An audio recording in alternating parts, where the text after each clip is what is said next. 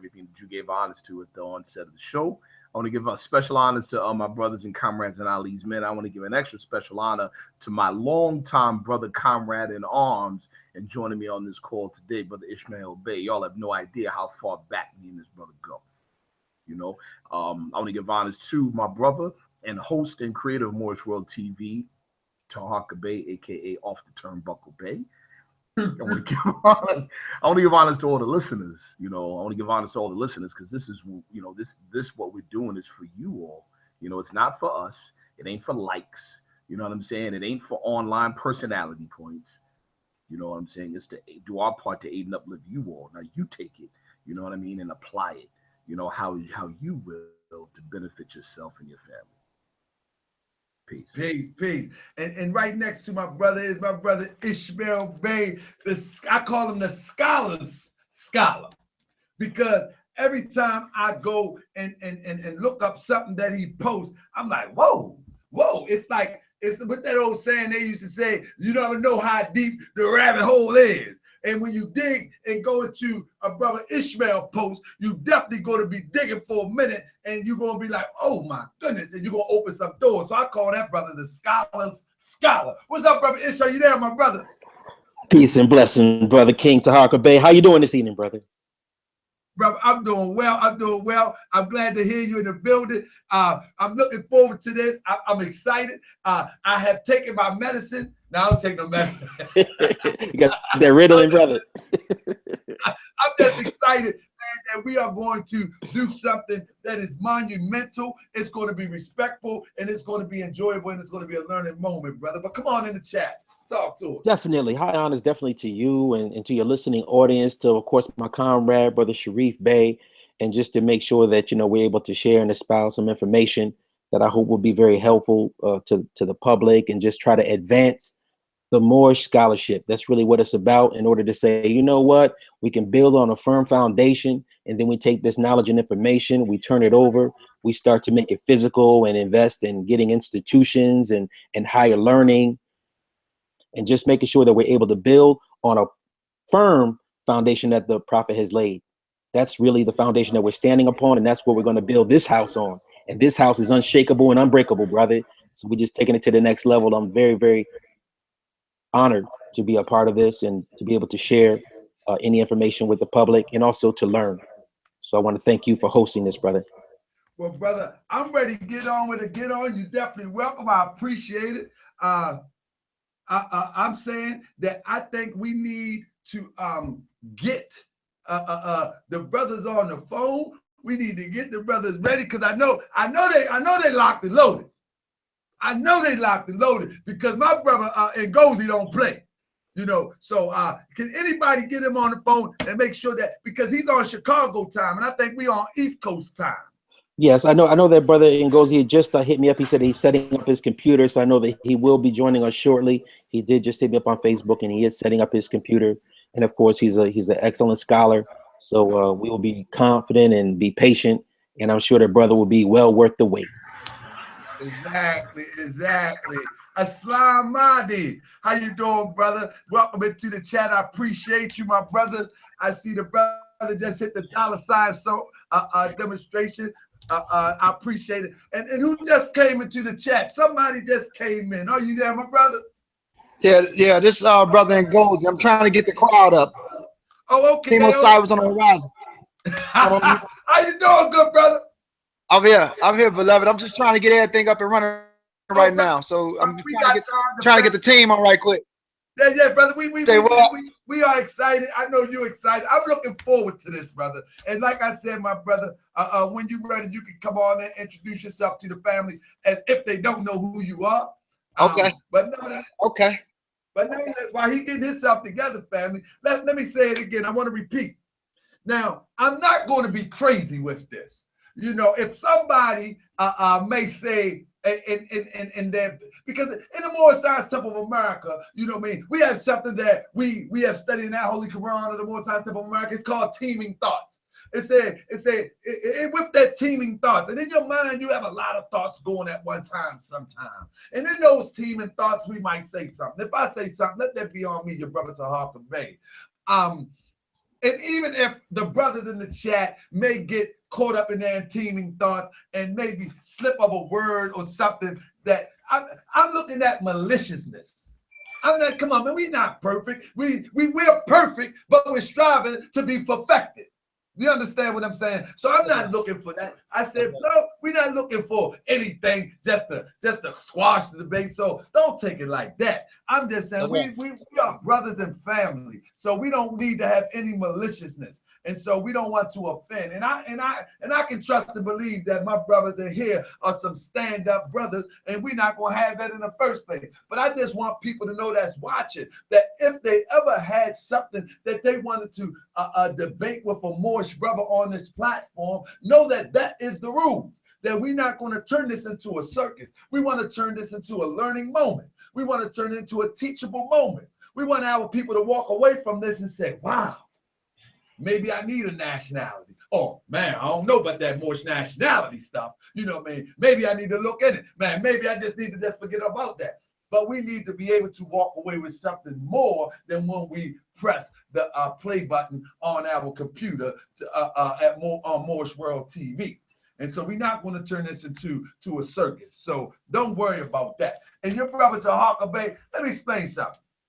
I'm a very passionate brother. Anybody that know me behind the scenes, anybody know me. I'm talking about from my mother and to the acquaintance that I met last night at the event in Annapolis, Maryland. Again, let me give a shout out to my brother Troy X Stansbury. He's always in the community. Every time he has an event, he called me to speak. He picked me up. He picked my phone up. He picked me on the phone in the morning, said, brother, we need you here. At night, I was there. So I got to give a shout out to him, brother from the Nation of Islam, brother Troy X Stansbury from Annapolis, Maryland. The brother is doing a beautiful work, and they had a double time today to do a Black Wall Street event. May Allah bless them with that success in doing that. Now, so what I'm saying is that if anybody wants to come on this platform and they want to debate a topic, we don't have a problem with that. You know, but it got to be a topic that makes sense. You know, we're not going to debate any old topic just for the sake of debating. You know, and it got to be a brotherly or a sisterly bond there, the bond of affection, as the Prophet Noble Ali teaches us, that we are the children of one father, provided for by his care. The breast of one mother have given ye suck. Let the bonds of affection therefore unite thee with thy brother. If thy sister's in trouble, if you don't know that, that's called the Holy Covenant of the Asiatic Nation. Get yourself a Holy Quran in the Moor Science Temple of America. Check that out, the Holy Covenant of the Asiatic Nation. That's what we live in here. Whether you choose to call yourself Asiatic, whether you choose to call yourself Moorish, whether you choose to call yourself Black, African American, we see you as our brother within the paradigm of the Asiatic nation. Period, point blank. And you should see us the same within your paradigm as your brother and your sister. So we don't have nothing malicious to go at each other with. We just want some scholarship and some elevation. I like to also say, give a shout out to my brother Woods Hill, Temple 11. Moorish Hawkins in the building, Dr. 210 in the building, Anderson Bay, Mufti on deck, Joe Sinclair, how you doing, my brother? I'm glad to see you in the building. I remember when we started this, we was on that little rough ride at one time. Brett Hicks Bay, I see you got the Bay hyphenated back on deck. Praise the Lord. I see you, my brother. That's right, brother. We're going to ride this one out. So I see my brothers came in. When they give me the word, we're going to introduce ourselves and we're going right in. I see my brother Roy Hopkins Jr. Islam Moore, you from Baltimore? Brother Roy Hopkins Jr. Listen to this. As they get ready, listen to this. Roy Hopkins Jr., you telling me you're from Baltimore, brother? Brother, I need you on deck. I need you front line. Anael-Bey at yahoo.com. Anael-Bey on Facebook. Inbox me. I need soldiers, man. I need soldiers. We need to take this to the public. You see, because this ain't what we doing. This ain't our life. YouTube ain't my life. Facebook ain't my life. My life is out there. My life is out there bringing it to the people. And this summer, we're going to turn up like no other. You know, we need you, brother. You know what I mean? Brother, come on, brother. You don't ask me no questions on Facebook. I'm your brother. You have to ask me in my face if you're from Baltimore. That's what you're going to have to do. You have to ask me in my face. Y'all ready? Y'all damn ready? Locked and loaded? Who we got? Look, I'm trying to wait for 2 more members to get on. We got 2 more members coming on. I'm waiting for Brother Melvin. He said he's locked. How many in total? It's me, Haru, Melvin, and Terrence. But I'm trying to see what's going on. They say that they one say he's blocked. So it's just me and Haru on here for now. He's blocked. What do you mean he's blocked? He say he's trying to get on. So I'm trying to see if he's gonna get on. So it could be, you know what I'm saying? What's his name? I can see if I blocked him before. He ain't come in. He ain't throw no jabs at me one time, did he? No. His name Brother Melvin. Brother Melvin. Oh, okay. All right, take your time. We're gonna get this, we're gonna get it together. So yes, I'm glad to see y'all join us tonight, man. We're gonna do this good. We got a format. How we're gonna run this down. And so first, what we'll do is the Moors, one by one, will ask the question, and then we'll let one answer, and then we'll pass it around to the next brother. Then they will answer back and forth, and we're going to take it back and forth, and then we're going to go to the next stage where people will give their rebuttal. But we got a nice little format. I got it right here. I'm going by the script. I'm gonna stick to the script. Another thing, Moors, let me say this. As time go on, Moors, I want y'all to know, Moors, sympathizers, and all others. As time go on, and the Moorish paradigm begins to be more visible, we admit that a lot throughout the years, Moors have did a lot of work. They never spoke of it. A lot of Moors was within the temple. This age now, younger Moors are coming out. And when I'm talking about younger Moors, I'm talking about intellectually, mentally, spiritually, younger Moors are coming out, and they're in the public. And as that happens, Moorish science, the teachings of the Prophet Noble Ali will be attacked. Not saying that this, I'm definitely not insinuating that this is happening now. I'm just saying that it was an article that I seen on the internet where a brother, he was hustling 100 miles an hour, selling coke, dope, whatever. And then he gets locked up, and then a group of Moors want to try to sue the court because they locked him up. I got to say here on Moor Science, I got to say here on Moorish World TV that is not Moor Science. Moors don't sell dope. And then he pleaded guilty. So I'm not accusing the brother because he pleaded guilty. Moors don't sell dope, people. And once you get locked up for selling dope, Moors don't say you don't have jurisdiction. So we're going to see these things like this, and they're going to splatter it all over the news. Because the reason why is that they don't want you to understand that you have been visited by a prophet of God. That's number one. Number two, you're going to see Moors deflecting. They're going to leave the temple, and they're going to give up more science. And like I said, they're going to have your science. Yeah, they're going to give it to you. They're going to drop more science for your science. And that's a science, whatever you want to hear, that's what you want to hear. And this is the time now. The time is critical that you study and study hard. And that's what this is all about. This is all about to be able to weigh the differences of opinion, of perspective, and of scholarship. So you can have an educated, you can decide with an educated mind as opposed to just choosing the lesser of the evils. That's silly to me. I ain't choosing no evil. I need truth or nothing at all. So that's how we going to do that. So let me see. I got one. Let me count. Wait for me. I got to count too, brother. 1, 2, 3, 4, 5, 6, 7. So I got 7.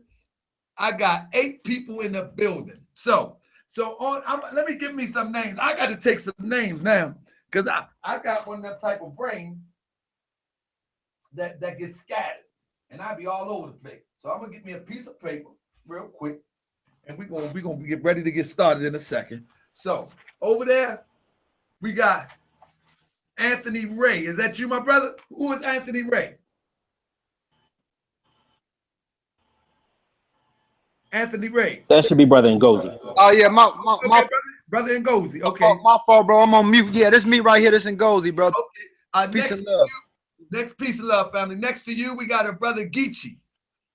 Okay. I just want to get the names right. Next to Geechee, we have Heru. Next to Heru, we got Ishmael-Bey.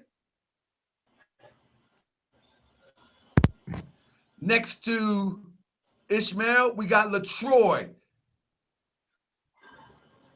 Hey, that's I like to go by Higgs Bow. Higgs. Who is it? Higgs. Higgs? Okay. Yep. H-I-G-G-Z. Okay, my Higgs. You, and you represent that team Osiris? That's right. Team Osiris on the horizon. Let's get ready to rumble. Team Osiris on the horizon. And we got Melvin.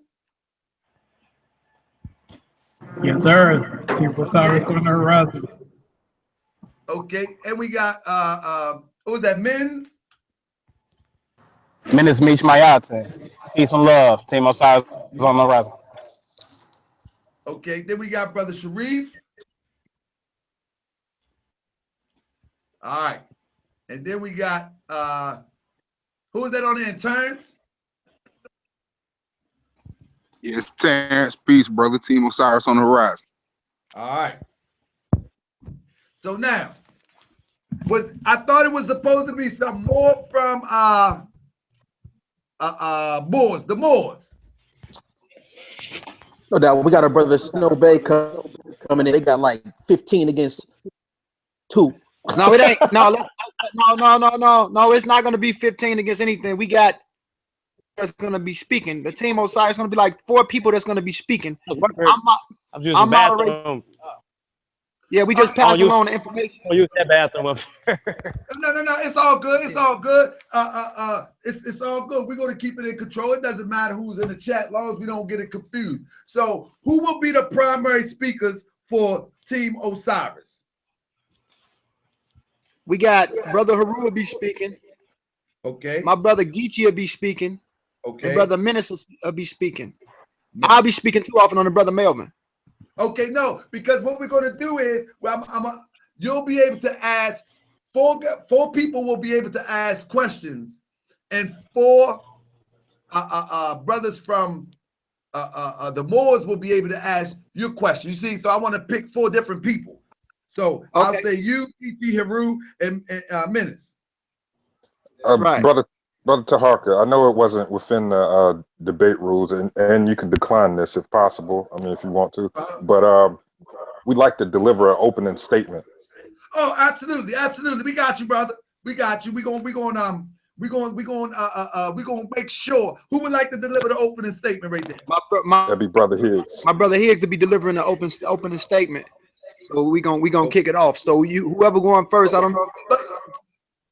Let me say this, Ngozi. Let me make sure, because it's not in the parameters, I don't have no problem with it, but let me make sure that the Moors agree to that, because according to the debate rules, we supposed to be coming in asking 4 questions.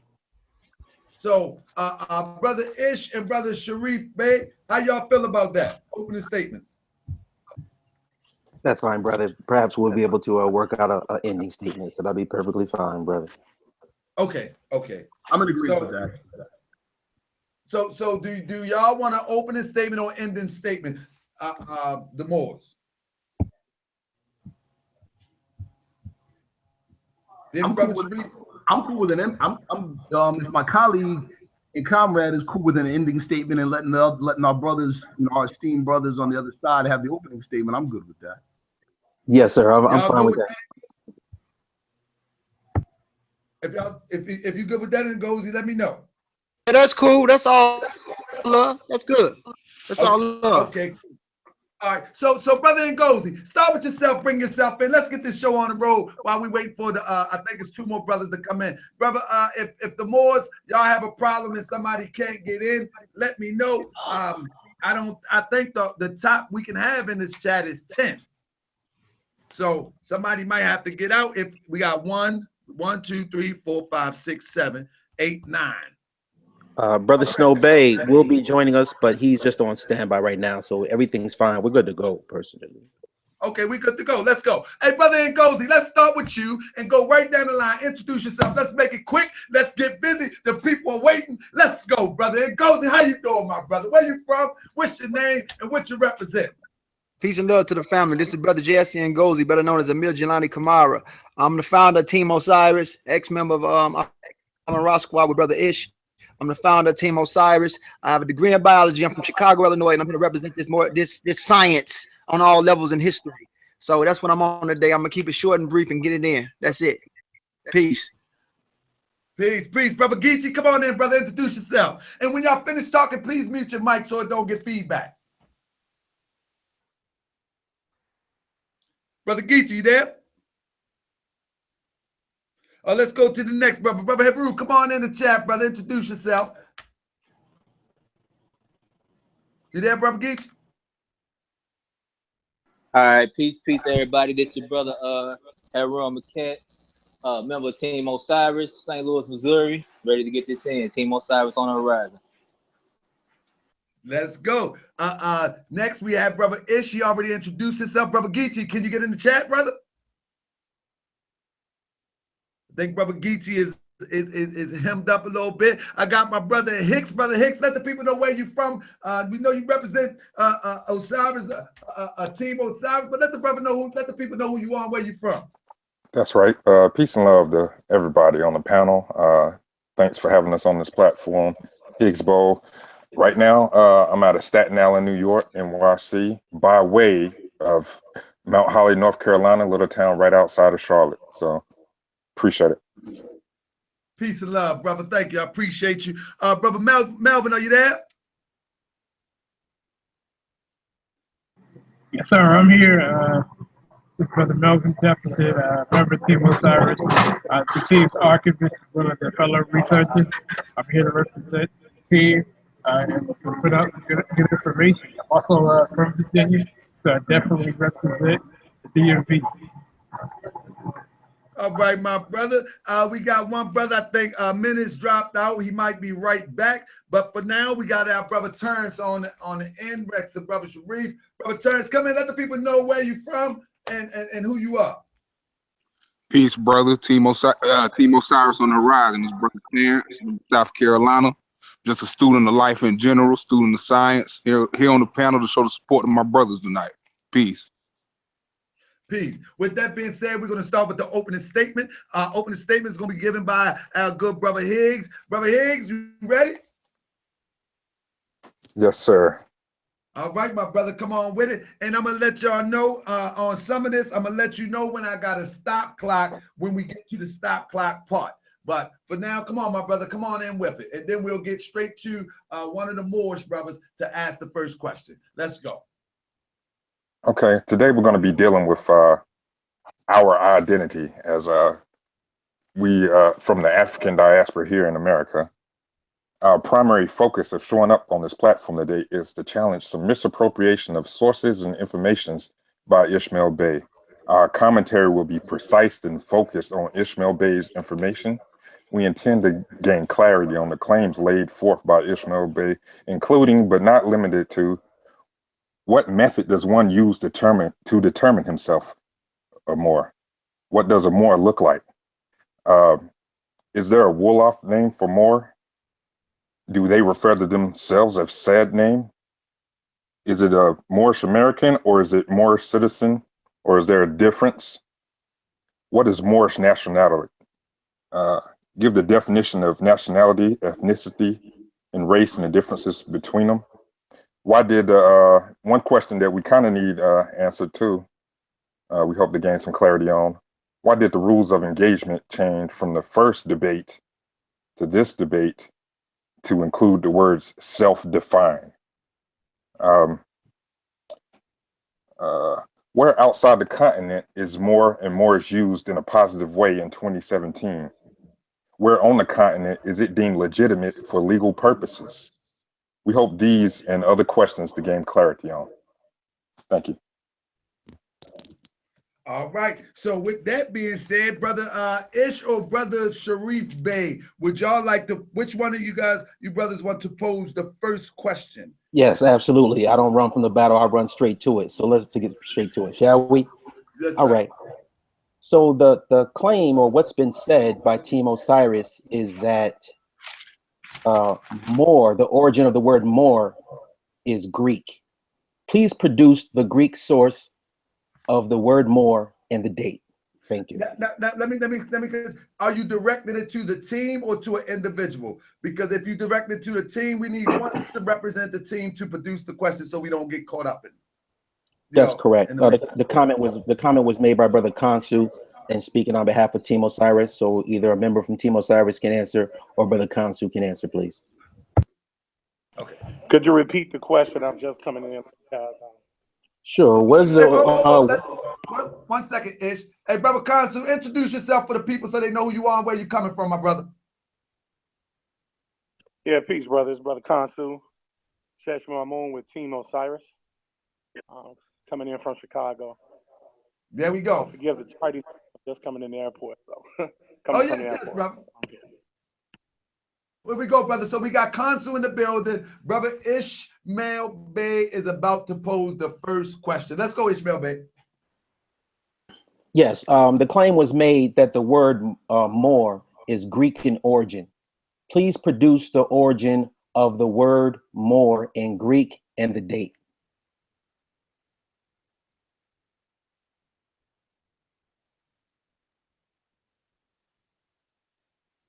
Did you catch that, brother Khonzu?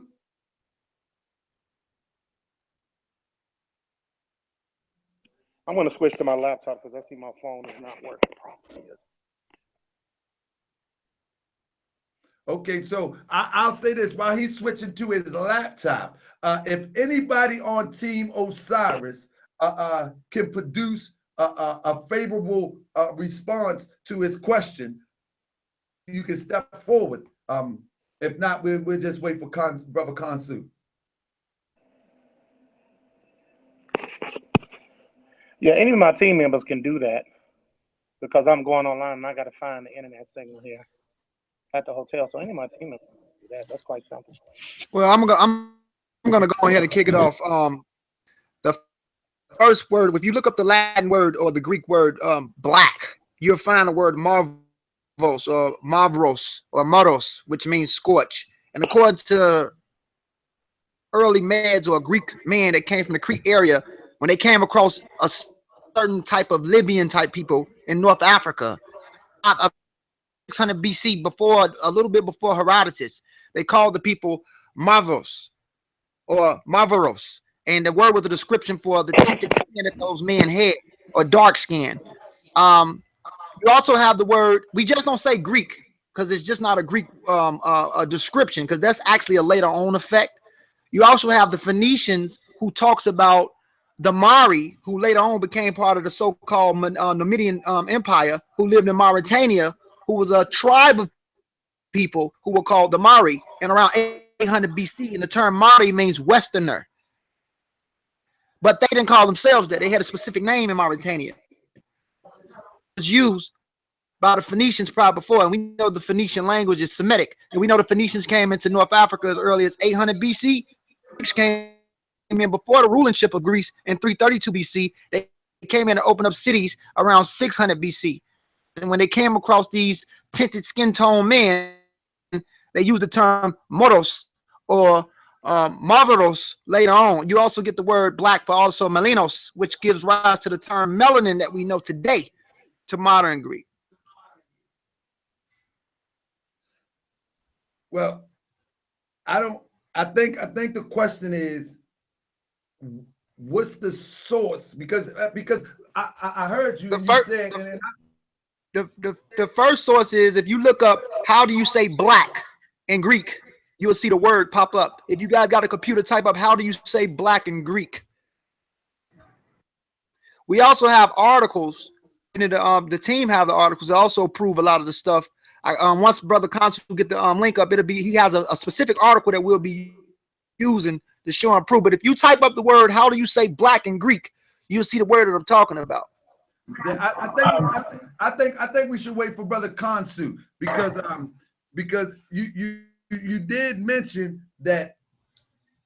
Did you mention something to the fact that it was a term before Greek though? Before that though? Before the Greeks, the Phoenicians used the term in 800 BC for the Mari people that lived in Mauritania, and we know later on they became the Numidians, working for the so-called Rome, because they put a stamp on them. But the term Mari also means Westerner. The Numidian Empire, look up the Westerner or Mari, you can see what I'm talking about. So Brother Khonzu, are you there? Yeah, I'm here. I'm just trying to. I can try to answer. I believe Ishmael asked, when was it first used? And that would be 8th century to the 15th century. And it was first used by the Greeks as a term to describe a group of people they saw, particularly from Mauritania, North African, Arab, and Berber mix. The origin, you're not going to get an origin outside of the 8th century, because we're talking about a group of people that called a group of people something. The Africans did not call themselves Moor. This was a term that was created by the Greeks in describing a group of people. That is called an exnonym. It could be an ethnonym. However, it was an exnonym and not an odonym, because it was named by a group of people that observed the movements of the Berber and Arab coming from North Africa, particularly Mauritania. Hey, brother Ishmael-Bey, does that answer your question? Hey, brother, we got the source too. Brother Melvin says he has the source, so we want Melvin to go ahead and post the source. Okay. Back. Okay, thank you. One can go to etymononline.com and you type in Moor. In fact, I'll go ahead and share my screen so the public can see it. Can you see my screen? Yeah, we've done that before. I don't know why we have to repeat that. The primary source is Oxford, Webster's, Merriam, and Etymology Online, all using the same sources. Correct. We're talking about a definitive source, a primary source that is reliable. We're talking about the dictionaries of those sorts that all say that in consensus. There is nothing ambiguous about that. Yes, I do agree. I was just showing Etymon Online just because it's been validated as an authoritative reference. So one can go to etymononline.com and just type in Moor.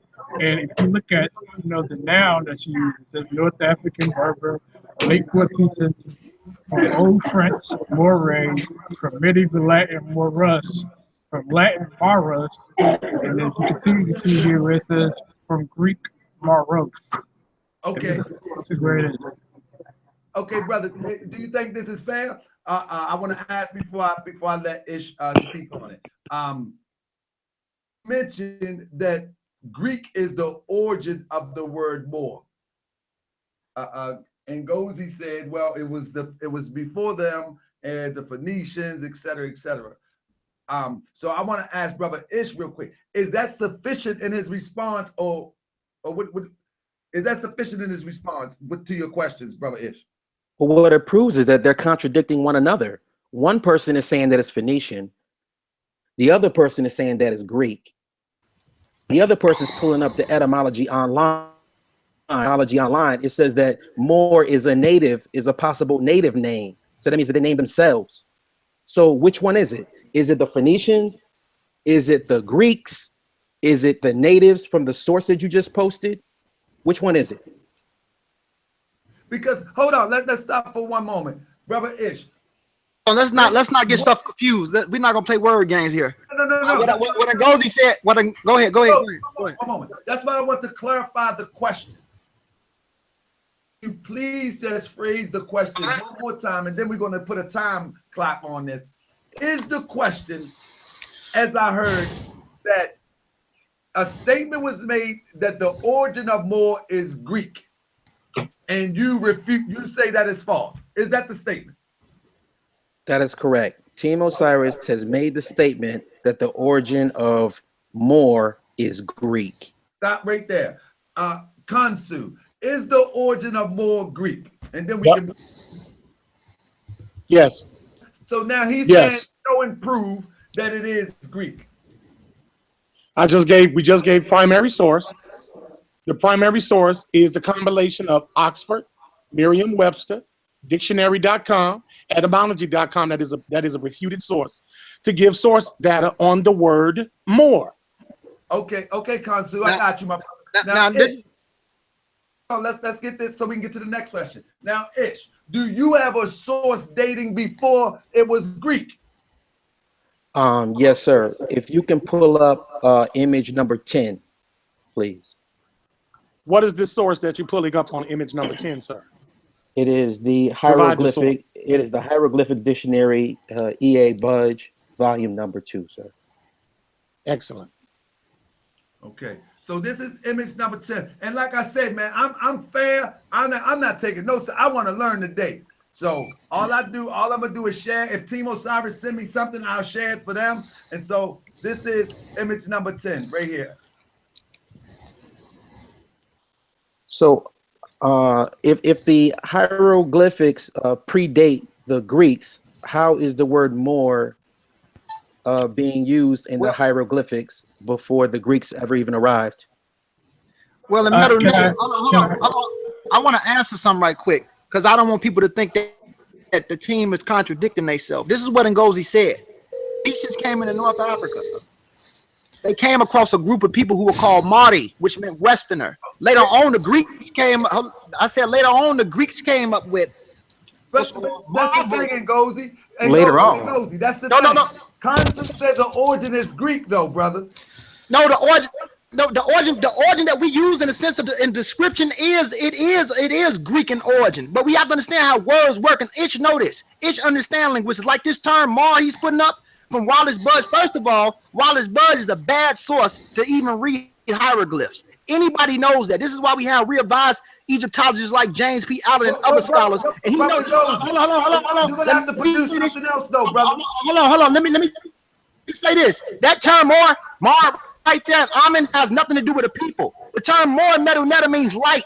It has nothing to do with the people. The term Moor can be used in different ways. If you look up the word Moor, it has a whole lot of definitions for the word. The word Moor can mean boat. It can mean something distant. It can mean something far. Or the term Moor Medu Neter, if you know hieroglyphs from Amen Rosquad days, and Ish knows this as well because he knows linguistics, that has nothing to do with a people.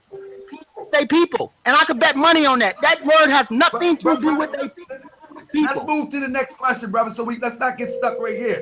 The thing is that if that's the case, then we have to produce another source. We're gonna let the people decide. Now, brother Ngozi, we're gonna move on. Let's just move on. I think we can be satisfied where both sides had a good amount of time to present their information. With that being said, Ngozi, what question do you have for the Moors? Or no, anybody from Team Osiris? I mean, Ngozi really doesn't have questions. We were sent here, to correct the errors. I got the New Moor movement, what I called it that, and I'm here to correct errors, and I'm here to talk about a few of those errors. But my brother Haru want to ask questions. Go ahead, Haru. All right. In response to the source that he just put up for that particular term, Moor, or is what I want to say is Brother Ishmael-Bey insinuating, or is he saying that particular term Moor is for a group of people? That's my question. Discover card. I'm not a customer, but I'm calling about that credit scorecard. Everybody mute their mic, please. It's free for everyone. Oh, well, that's nice. And checking your score won't hurt your credit. Oh, I'm so proud. Oh, that's my mic. I'm sorry. Yeah.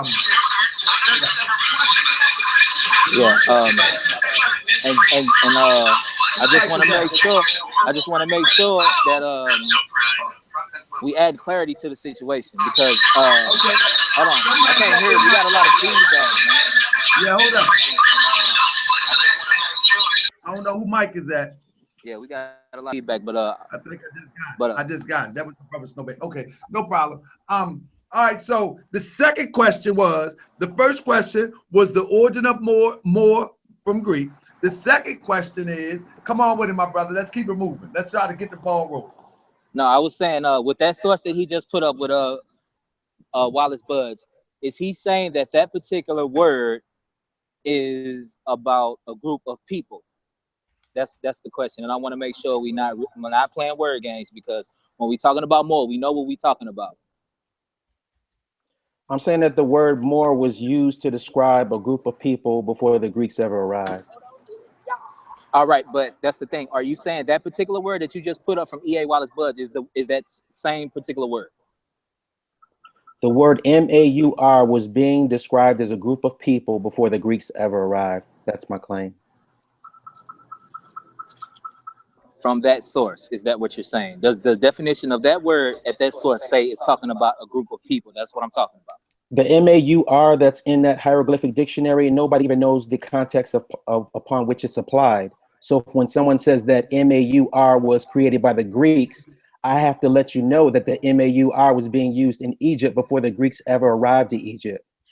That's what I proved. Okay, well, I mean, that right there is just saying that you're playing word games. We're talking about a group of people. This is what this debate is about. Like my brother Ngozi just said, that word can be used for a number of things, and we know exactly what we're Correct. talking about. It can be used for a number of things, including people. So, Brother Sharif, you can go on with your question now. So hold up, Ish. Let me say something. Brother, I'm not taking any sides, but I would like to keep it moving and let the people decide. I'm trying to give ample amount of time for both sides. I don't want people to say brother Anael-Bey is imbalanced, because that's not. I just want to learn just like everybody else. So it's not going to satisfy each side. So we're gonna have to leave it and let the people decide on some of this stuff, and I'm gonna have to cut it so we can keep it moving, you know. So with that being said, do anybody have give each side on that question? Can we get a quick minute and their closing on that question? Then we move. Yes, I want to comment, Brother Taharka, and this is the point that I'm exactly making. A dictionary is used in a sense for what it's worth, and it says noun. The term M-O-O-R says noun. It's describing a person, place, or thing. And it started in the Greek and modified into Latin, coming from the Roman Latin, in which the Phoenicians adopted a vacillated language of Latin. I'm gonna go ahead and start on some of my dishes. I already that being the completed case, my boxes. So. That be. Oh, I'm sorry, brother. Okay. 20 more seconds. I got you. In context.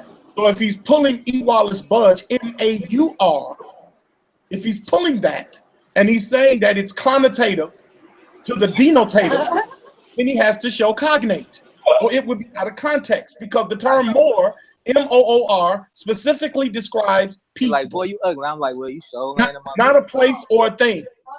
Not a place or a thing. It's describing people. I got you. So if the M-A-U-R from E. Wallace Budge is equivocated to M-O-O-R, then it needs to show cognate of Wallace Budge speaking of people.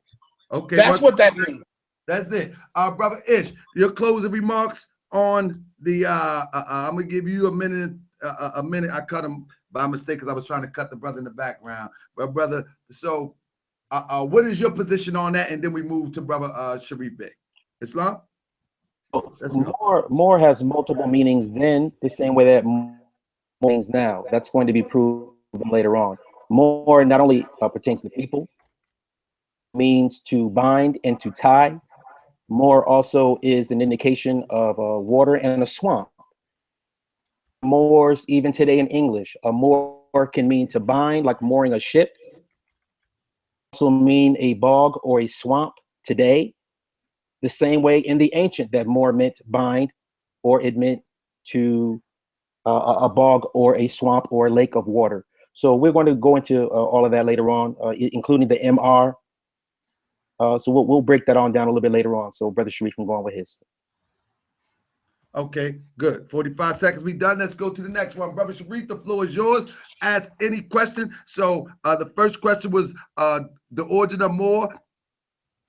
And I'm not putting yay or nay. The question was is your source accurate from the Medunetta? Now, question number 3 is from our good brother Sharif. Come on, my brother.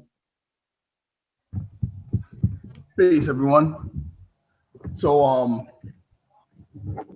my question to Team Osiris is to provide, and I guess we can call this an introductory question, you know, to make understanding understood, so we have an equal playing field of understanding. To define the terms ethnicity and nationality, I was of the understanding that this debate is specifically about, is the term Moor or Moorish an ethnicity or nationality? Could we provide, or could you provide for us definitions of both terms, ethnicity and nationality, to lay the groundwork for further understanding? Peace. Anybody from Team Osiris can grab that, whomever chooses.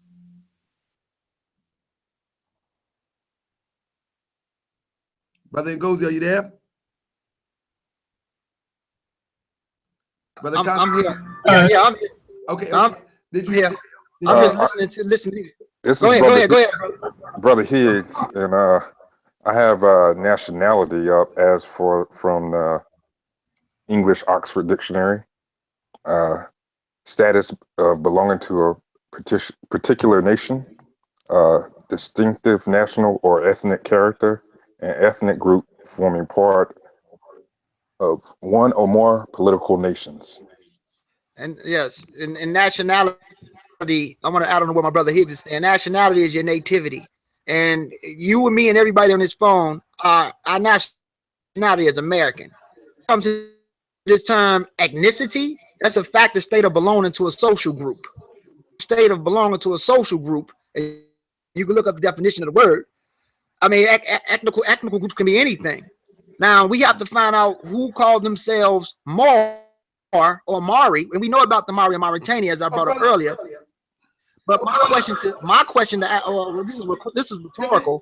I have to ask, if we talk about this ethnical group that call themselves Mari, can anybody on here prove that they are descendants of the specific Mari group? Because we have photos of these people.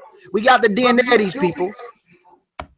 Brother, you're going to be able to ask that question in a second. Let's just get to this. It's just an add-on. It's just an add-on. I got you. So, brother Sharif. Yes, sir. I don't want to be stopping people and people thinking that I'm being biased, because I don't want that, man. I really want people to learn. So brother Sharif, did you hear his response? I'm sorry, say it again. Did you hear the brother's response to your question? I did. Yes, I did. Do you think it was adequate?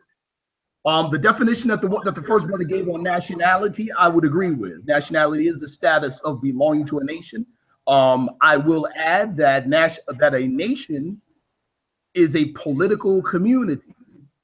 I will also give I would say partial agreement with our brother Ngozi when he mentioned ethnicity. Well, with his add-on, we can discuss that at a later time, because he stated that his question was rhetorical. We'll get back to that. Peace. I also have ethnic. If you want me to add that was also part of the question too. Sure. So let's do this one more time, and then we're gonna give 1 minute to this question. And I hope the people are listening and paying attention, because we're gonna ask what you think once we get to the end of this. So, brother Sharif, say that question one more time. I'm gonna give the brother the 1 minute, and then I'll give you a 1 minute to follow up, and then we'll go to the next question. So what am I doing? Just repeating the question? Yeah, just repeat the question, so because we got an audience that's listening. Sure, no problem. The question is for the opposition, anyone on the side of Team Osiris, to give a concise definition, so we have a basis of understanding, so we can move forward. A concise definition of ethnicity and nationality. Okay. Let me answer this right quick for you, brother. Sharif Bey. Brother Sharif. You got 1 minute, brother. Okay. 1 minute after you. Go ahead. Anybody. Answer this Ngozi. I was gonna say an ethnic group is an ethnicity was a category of people that identify based on similarities. So, such as common ancestral language, social, cultural, and national experiences. This is what it says ethnicity is. I'll read it again. An ethnic group or ethnicity is a category of people who identify with each other based on similarities, such as common ancestral language, social, cultural, and national experience. Now, dig this right here. We talked about what ethnicity is. Now, it's okay. Now, this is what I got to say. Based off this definition of ethnicity, I'll read it again. An ethnic group or ethnicity is a category of people who identify with each other based on similarities such as common ancestral language, social, cultural, or national experiences. What is the so-called, well, it's a question within a question, but that's the answer for ethnicity. And I'm glad that I read this for ethnicity because we understand what nationality or nativity is. But I'm glad that I read this because it'll take us into a zone or a state of mind for us to try to figure out and pick what this is. Because this debate is for the people to try to figure out all this information that has been given to us for years collectively. That's what ethnicity is. Facts. So that's 1 minute. Brother Sharif, give something in closing to substantiate what the point of your question. Oh, sure, absolutely. Actually, I give honor to Brother Ngozi's latest description or definition of ethnicity. Now, to his point on nativity, right? Nativity is broad, and especially as it relates to nation states or empires. I will conclude by mentioning or pointing out the historical fact of the Moroccan Empire in history, and that an empire encompasses many kingdoms, lands, nations, tribes, etc. So the nativity of any subject of the Moroccan Empire is vast and various, and it's still encompassed within the nativity of the empire. Peace. Okay, so Ngozi, we have one more. This is the last question. It was 4 questions for each side. I broke it down to 2 so we can keep it going and we can get to the meat of this. Unless we want to go 2 more, but let's see if we can get through this one, and we might try 1 more. But Ngozi, so anybody on the team, you're the team leader. That's why I'm going to you. Anybody has another question, because you had a few rhetorical questions, but you can throw those questions in the pot too. If you feel as though that those questions need to be answered, people need answers. So well, my question is, could the Moorish Americans, not from what the Prophet Noble Drew Ali offered us, because I respect Prophet Noble Drew Ali for his religious organization, and it's cool for people to have that as a belief. But I want to ask the question: us as African Americans or people that descend from West and Central Africa are a part of this so-called Moroccan Empire, which we know Morocco just tried to join the African Union, and they really kind of like deteriorating themselves, and they need a lot of help. So we want to know if this Moroccan Empire still survived, and is the African Americans of the West parts or descendants of this Moroccan Empire, and could we prove that we are an empire? And you know, that's all I want to ask on that half. Yeah. Okay. Before the Moors answer, I got. Are we descendants of the Moroccan Empire? And can we prove that we're from the Moroccan Empire? Is that an accurate assessment? That I'm just real fast-handed it. So yes, sir. Yes, sir. Because based off this thing that we see as ethnicity, it says a category of people who identify with each other based off similarities such as common ancestral language and social culture. So to add on to that, where's the language?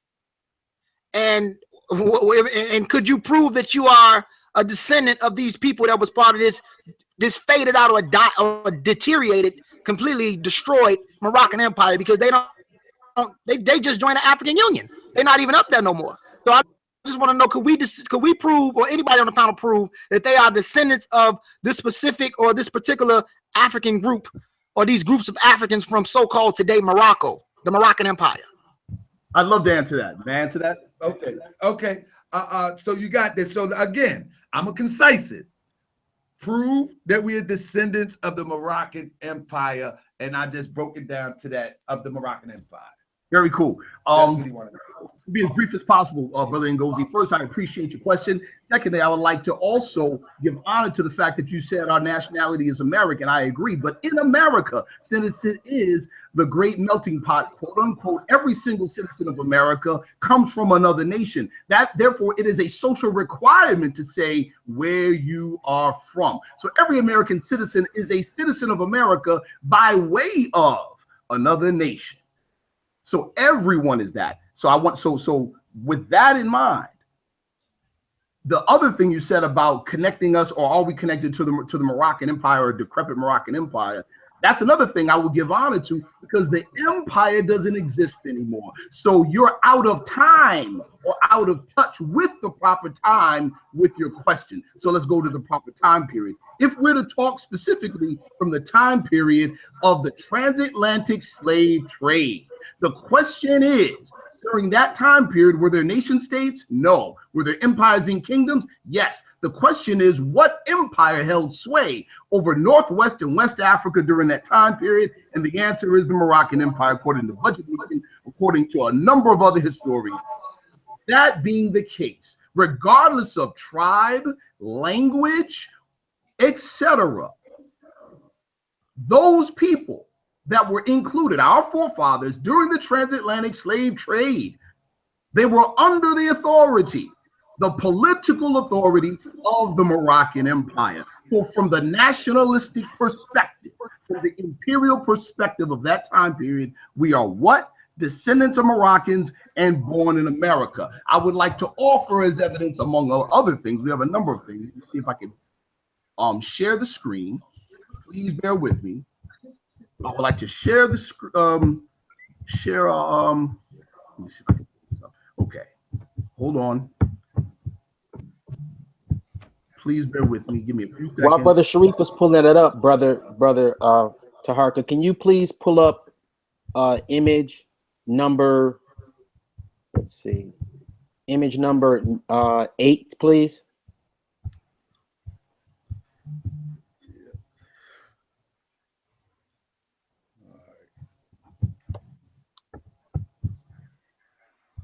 Image number 8 is the book, The Name Negro, Its Origin and Evil Use, by Baba Richard Moore. Page 38, no longer use Moors or Anzeneges, but Negro, to the Chronicle of Azozarara. As soon as the area south of the Senegal River, the modern slave trade was began by the Portuguese, the designation of the native Africans is changed from Moors or Anzenegues to Negroes, which was later transposed into English as Negroes. Portuguese. Again, that's image number 8. Now, that you were a Negro when the Portuguese arrived. Ish, let me ask you a question. Now, this is a serious question, brother Ish. I mean, just because I'm glad you read that. Please, saying, go ahead. Hold on 1 second. Let's just hold your question for a second. Let's get Brother Sharif. Yes, sir. Finish. Can you all see the screen? Yes, I got it right there. All right, I'm gonna read it. I'm gonna read it really because it's really brief. It's a news piece. It's entitled "Moorish America." This comes from the Alton Evening Telegraph. Alton is a suburb of Chicago. I'm sure you're familiar with it. Alton Evening Telegraph, March 10th, 1916. March 10th, 1916. During this time period, Prophet Noble Drew Ali was not in Chicago. He was still in Newark, New Jersey. Let me continue. It's entitled Moorish America. What kind of people do live in South America? The Spanish, the Portuguese, but chiefly the descendants of these European races who intermarried with the Indians. Other nations have made lesser contributions. Brazil, which is only a few days by steamer from West Africa, is 1/3 Negro. The crudest type of Negro on the American hemisphere. There is a strong mark of the Moor upon the Spaniard. The Arabic Moor wrought his customs very deeply into the life of Spain. The people of Mexico and Cuba might be called Moorish Americans rather than Latin Americans. The customs, manners, and heart experiences of these people of Latin America are more Moorish than Christian, more Muslim, more Arabic than Spanish. And that right there I'd is like what brother. One second, family. Y'all about to get the floor. Are you finished with that, brother Sharif? I am. Okay, brother Ngozi, you first, and then we'll follow up with Khonzu or Khonzu first. Y'all can decide that one, but one at a time. Well, based off what brother Ish read first, that description of Moor again is a description describing black. To go from Moor to Negro or black or Moor, it's another word to describe black. That's what it is. I'm talking about when you use Moor in that sense, because if me and Ish brought up, Moor means a lot of stuff. But that when they just use that word Moor in that description, that's a description in the sense of black. And what the brother Sharif read is actual fact. Anybody that understands DNA know that Spaniards have a lot of Berber blood that they brought over here to Latin America. I think almost 60 to 64% of Hispanic men or Spanish men have specific Y chromosomes from North Africa, E3B. So of course they will have a so-called Berber or Moorish, if you want to call it that, Moorish or Berber, or the people that we call Moors, within their DNA or genetic affinity from West Africa, because Morocco, believe it or not, is part of what? Northwest Africa. You know what I'm saying? You have Northwest Africa and Southwest Africa. Morocco is West Africa. It's Northwest Africa. So we got to be careful when we hear West Africa. Is it talking about Northwest Africa or Southwest Africa? So Hispanic men, and you can look this up, Spanish people have North African ancestry from live DNA, or the so-called site called I Fucking Love Science, and I'm not cursing on the show, this is what the site is called, and it just showed that Spaniards have a high percentage of North African genes. So that's a fact. So you're going to go for you when you go to Mexico and you go to Cuba and you go to Puerto Rico and you start testing their DNA, you'll find some Berber genetic affinities. So that's again a description, and that's talking about a group of people who descend from a group of people, or the so-called Moorish Empire that invaded Spain. Those Berbers left their DNA behind, left those Spaniards and those Portuguese behind with those so-called North African genes, and they brought it over here. Explanation for that. That's all I wanted to say. May I rebut? So yeah, hold on, brother Sharif. Yes, brother Khonzu, or did you have something to say, brother Khonzu? Yeah, I wanted to say something really quickly. That's it. I would like, if we could, real quickly, I want to show the definition of Moor. May I share my screen, moderator? Can I do that? Sure, come on. All right. 1 second here. And I appreciate Sharif Bey for showing that evidence, because it really supports my claim. It's a word called context. You have to speak within context. And so far, Brother Bey, as intelligent as he is speaking on the political aspects of being a Moor. And being political has nothing to do with being actual. What it is being diplomatic based on documentation. It has nothing to do with being an actual entity. So let's look at something here. If everyone's looking at my screen.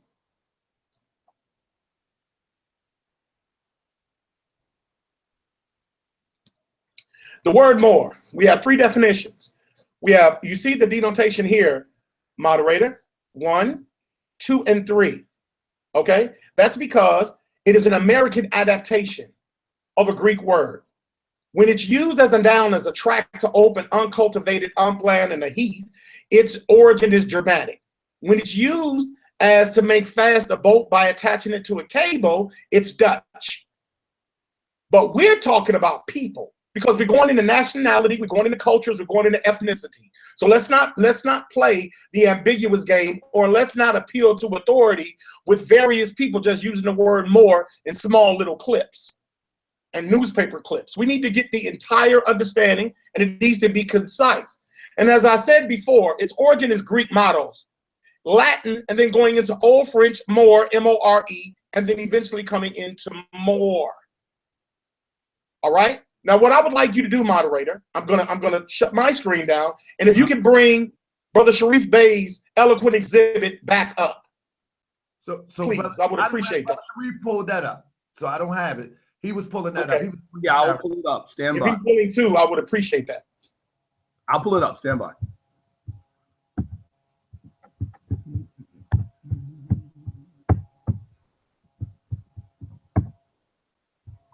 While Sharif was pulling it up, I need to address something because this error keeps on coming up about Moor being Greek in origin. I'm going to present this information and then allow him to explain this, because we can't stop. We can't have this misinformation going out. That's mixing up stuff. We got too many ideas floating around.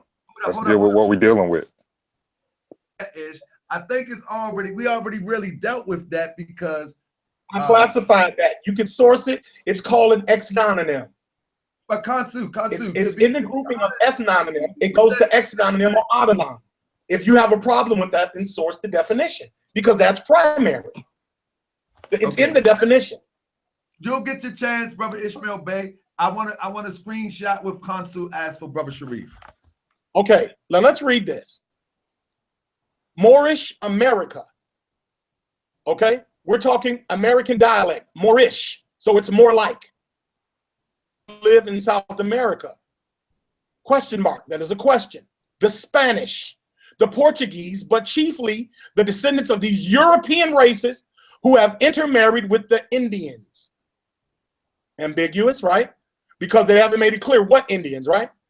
Other nations have made lesser contributions. Brazil, which now we're going to get a transatlantic slave trade by way of South America into the central and islands, particularly those Gullah Islands, which is only a few days by steamer from West Africa. Now we're going into that Maghreb region, is 1/3 Negro, the crudest type of Negro on the American hemisphere. There is a strong mark of the Moor upon the Spaniard. The reason being is because we're talking Arab and Berber mixed, as the definition says, Mauritania of Arab and Berber mixed. Crude, because they already gave the definition, and this basically supports what I say. The people of Mexico, oh, I'm sorry, I went too far. The Arabic Moor wrought his customs very deeply into the life of Spain. So they talked about Spaniard first, and then said that the Arab wrought his customs very deeply into Spain. The people of Mexico and Cuba might be called Moorish Americans rather than Latin Americans. The customs, manners, and heart experiences in these people of Latin America are more Moorish than Christian, more Muslim, more Arabic than Spanish. It says it's more than those. That's Of right. an Arabic and mixed Berber descent that is Latin Vulgate, that particularly speaks to the Spaniards, i.e. Romans. We're talking about the Punic Wars. We're talking about the Etruscans. Now we're going into that historiologically. And what we're saying here is that Moorish American is that you, the West African. So I do appreciate that information from Sharif Bey, because it supports the definition. It's right in tune with the definition. I yield the floor. All right. I'm gonna let you go. Then after that, I think Osiris presented that question. So then we'll let brother Ish question, and maybe he can rebut, save him some time so he can rebut something that he wanted to speak on, and then we'll go to the next. We have 2 more questions, and then we'll go to presentations. Brother Taharka, they presented the questions. They presented what was the definition of ethnicity and nationality. So no. And the next question is, are we descendants of Moorish American in the of the Moroccan Empire? That was by Ngozi. You're right. I stand corrected. All right. Come on, brother Sharif. All right, outstanding. Well, first, as one of the brothers on the side of Team Osiris said, there are kind of multiple issues on the floor, so we kind of have to dial a few things down. But the major thing here, especially with brother Ngozi, I'm sorry, not brother Ngozi, brother just spoke. Khonzu. The Khonzu, with what the brother Khonzu just spoke to regarding the piece that I brought. The issue of dispute here is important. The issue of dispute here is who were the Moorish Americans. The issue of dispute here is the identity of those people that came and civilized Spain. right? Now, something that Brother Ngozi said earlier, and also has said before, and maintains that the quote unquote African American here in America is confined to West and Central Africa in terms of identity, right? Now, this is the point of dispute here. This is what we dispute. We maintain, or I maintain here, that just like, and I'm searching I'm trying to pull up my source now as we speak. Just like Europeans and other paler skinned people have usurped throughout history the identity of other dark olive toned people. That very same thing has happened with Berbers, with North Africans, etc. And to nowadays, in present day anthropology and sociology, to limit the identity of our people, whether it be genetic, ethno-historic, whatever, to limit our people to sub-Saharan African is literally to fall back into the decrepit and false ideas of Seligman and the European Orientalists. The fact of the matter is that our people comprise, the sub-Saharans and the North and East Africans are two branches of an ancient proto-Africoid people that peopled, in the ancient world, that peopled a belt between 19.5 degrees north and south of the equator and the equator. So what we maintain, or what we maintain, is that those people, the North Africans, right? The North Africans that went into Spain, the Berbers that went into Spain, are our forefathers and mothers here in America, including, and that's another part I wanted to bring up too. The brother mentioned that a political connection is polite but not actual and factual. Well, see, the problem with that is this. Since ancient time and even today in modern time, people identified not by DNA. They don't identify that way. They don't identify by, in actuality, the race idea that we hold today in America only exists today in America in this manner. The way people identify all over the world is by national descent. National descent, primarily. Ethnically, secondary, but primary, national. And that's just the fact. So to identify as a subject of the Empire of Morocco is factual, because that is the factual means of identification. With that, I yield the floor. All right, now, brother Ishmael Bey, I'm ready to start timing because we're going to keep it moving. But brother, let me let you say your rebut, or I think you had a statement, and then we'll go to the next question would be from the Moors. If you can pose the question if you like. No, we can go on. We can go on to the next point. Go ahead. We can go to the next point. Okay. Well, it's up to the Moors. That was a question from Ngozi. Are we prove basically? Are we descendants of the Moroccan Empire? And that just went on for a second. So now let's get one more question from each. Start with the Moors because Ngozi just posed one. Their side posed one, and then we'll get to the next the presentation round. Brother Tahakra. Yes, Islam, Brother Tahakra, can I ask one question? Sure. Could we rebuttal questions later on, or what? Yeah. We actually have a rebuttal where you can rebuttal for 15 minutes. Okay. Yeah. Cool. That's why everybody needs to take notes, because when we get to the end, we're gonna have Team Osiris. We'll have the rebuttal attempting to defend opposing arguments to defeat the supporting arguments. And then it's a couple rebuttals. We good. I want to try to just make sure everybody get the proper ample amount of time with this first part with these questions. Brother Ishmael Bey, let's go. Yes, sir, brother. I definitely want to thank you again for hosting the debate, brother. Okay, let's deal with the Tawny Moors first of all. Let's deal with the Tawny Moors and the Native Americans. How about that? We deal with that as a foundation. Okay, so I'm going to be posting up Dr. Jack D. Forbes. Dr. Jack D. Forbes is the it should be the one that I just posted up, brother. If you can in the back chat. I will read it for you. It is the book is called Africans and Native Americans, The Language of Race and Evolution. That in 1962 depicted Tawny Moors working and playing music in West India. Tawny Moor face declared that I better may attention draw be pleased to know that I am America. It goes on and says that in 1686, a letter from New England stated that though he was a Tawny Moor Indian, yet he was a converted one. We shall have cause to make occasional reference to the term Tawny and Tawny Moor as a designation for Americans elsewhere. And it is a descriptor which did not endure, being eventually replaced by the concept of redskin and replaced Tawny Moor. That's from the Native American scholar.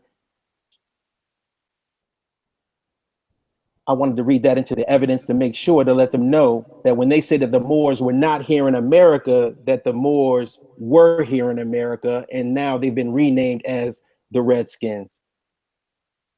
Jackets on Sunday, the meaning behind that, all right? So now, any question goes with that, Brother Ish? We're going into our presentation now, right? No. We have one more question.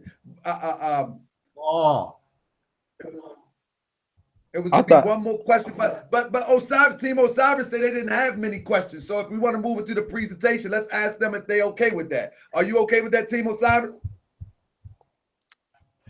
Yeah, they can go in. I wanted to answer his question on that 20 more thing too, because he read something that was important. But go ahead. Yeah, you will be able to question. What I was going to do is just like we just did a question round. I was going to do 2 more questions, but he went into the presentation round. However, no problem. I remember in the beginning you said that we don't have a bunch of questions. We want to make our position known. So we can get right into the presentation round and let the positions be known. So he came with this presentation. Now, I guess you want to refute that. Is that correct? Yeah, I want to see. I mean, it's saying it right there. I mean, it's saying it. It's descriptive. It's even when you look up the word 20 more. This is what 20 more's definition is. It says a dark-skinned native of non-European land. 20 more, or the Redskins, or whoever they were. It's descriptive again. This is a word. I mean, I don't know if they accepted the word on their own. He said it was a Native American scholar that said this. But if you look up the word, it seems descriptive, and he says it means descriptive, and later on they're called redskin. I mean, right. I mean, this is a good post. I'm glad he read it. It's saying it right there.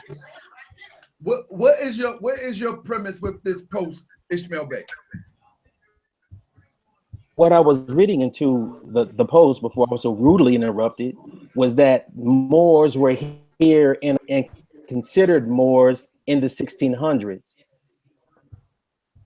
So, gotcha.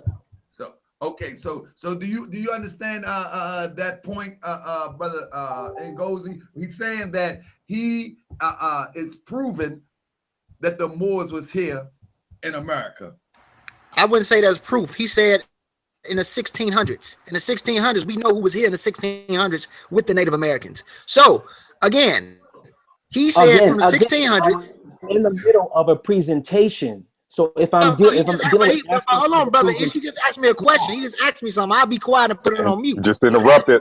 No, Brother Ngozi. So his point is that the Moors, by his article here, he said that the Moors was here, and they were known as Moors to whatever degree in the 1600s. You are saying what? I'm saying, of course, they would be looked at as Moor in the 1600s. It's the 1600s. They were living amongst Europeans. They had to get that word from somewhere. So yes, in the 1600s, I'm sure they would have been called 20 Moor. Look at how they look. And if you look up the definition of 20 Moor, I'm going to read it again, but I don't want to rebuttal but Ish, he just asked me a question. So I'm going to fall back and let you finish what you're doing, and then I'll go into detail of what you just read. That's all. I'm going to just fall back. Ish, do you want to go further with this? Because I think your point was, I'm trying to concise the point that you're saying that the Moor, they were known as Moors here in America in the 1600s. Is that your position with this article?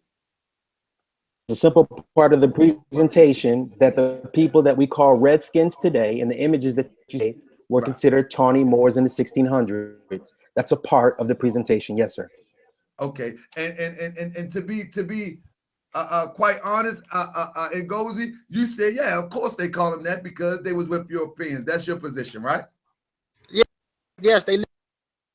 All right. So now, hold on. So now,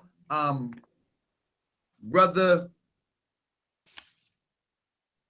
oh y'all, any presentation from Brother Sharif, and then we're gonna go to the Team Osiris. Absolutely. Can everybody see my screen?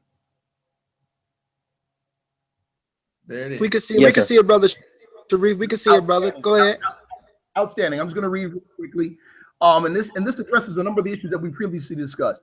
The term Moor and its variants had long been used throughout Europe as synonyms for negri or negro, and to denote various black skins and native black peoples. In the last century or so, has been presumed that ancient Moorish Muslims in the Iberian Peninsula were erroneously thought of as black by medieval Europeans. It has also been presupposed that the term Moro in the Iberian Peninsula originally denoted Saracens or Berber speakers that were distinct from modern blacks, quote unquote, in Africa in phenotype and origin. It has been concluded that early Berber populations in North Africa were descendants of ancient Caucasoids who have absorbed different black African populations in recent times. Similarly, it's believed that the Arab populations of North Africa 1,000 years ago were mainly Caucasoid groups affiliated with present populations of the Levant. Historical documents, physical anthropology, archaeology, and traditional record in Muslim Africa and Asia, however, support the view that early Berber clans entering Europe were not only blacks and near blacks in the literal sense, but affiliated with early and current populations of the Fezzan, the Mozab, Seretica, and the Moroccan Rif, Sudan, Sahara, the Sahel, designated Gawara, or Wangara, and the Zagara, Zagai, or Hu Songhai. The Tuareg as well, before intermingling with non-African populations, were undoubtedly representatives of ancient populations called Mori, or Mezikes, Faruzi, and Levates in Tripolitania, the Pentapolis, Kabylia, and the Ares and Fezzan stretching to Nubia and east of the Nile. Both of these groups, along with the early Fulani and Payol and Black vassal group among the Tuareg, undoubtedly contributed to the Moorish or Black element in Spain and Southern Europe, and were the bulk of the groups traditionally classified as Berber, i.e. Senhaja, Gadala, Mazmuda, Zenata, Harara, or Luata. Anthropological race theories of dark or black Caucasoid types, colonial conceptions of the Negro, and modern political constructs of blackness in Europe and of the Abid or slave in the Near East play a significant role in ethno-historic interpretation of the origins of early North African Berber and Arabic speakers. The neglect in contemporary historiography of the biological impact of documented movements of various northern groups over the last several centuries into North Africa and the same latitudes in Asia, including the white slave trade, has had deleterious influence on early African historical study. It is a second primary factor contributing to the current theoretical constructs that dismiss the predominant role of populations of Black African and Afro-Arabian or Arabian affiliation in the ethnic groups first designated Mori, Berber, and Arab. This comes from our sister Dana Marnici in her paper, The Denigrification of Berbers and Canaanites. I bring this point up to demonstrate again what I had said earlier, that much of what our esteemed brothers on the other side of the table are espousing as it relates to our identity comes from the European imperialist idea that strips us of birthright and regulates us only or confines us only to sub-Saharan origin. Peace. Peace. So real quick, Team Osiris, I want to give y'all a chance to rebut that and then give y'all a presentation. I'm gonna let's say Ngozi, do you want to rebut that, or do anybody want to rebut that? Yeah, I'm gonna go back to the first claim about Morocco, and before the team presents the presentation that they have, I'm gonna freestyle my way through all this because this is I'm gonna talk about this Morocco claim, and Brother Sharif is doing a good job presenting this information. Morocco, under their empire, the Moors or a few of those Berbers had ties with Queen Isabella, and they had a treaty with those Europeans and said, don't take these Mediterranean Amazon or noblemen or free men. They took sub-Saharan people. A lot of the people that we descend from had nothing to do or no affiliations with those so-called people. Some of our ancestors, like Brother Ish ancestor, he got good blood. He has a Khan ancestry. The Khan they didn't practice Islam. They practiced their own traditional systems. And a lot of those Berbers, and I have Berber ancestry. I tell it people all the time. My grandmother's from Algeria, and I know how they talk amongst one another. And what I'm saying is that a lot of these Berbers. But you got that good stock in Ngozi. You from that good stock. What I'm saying is this, though.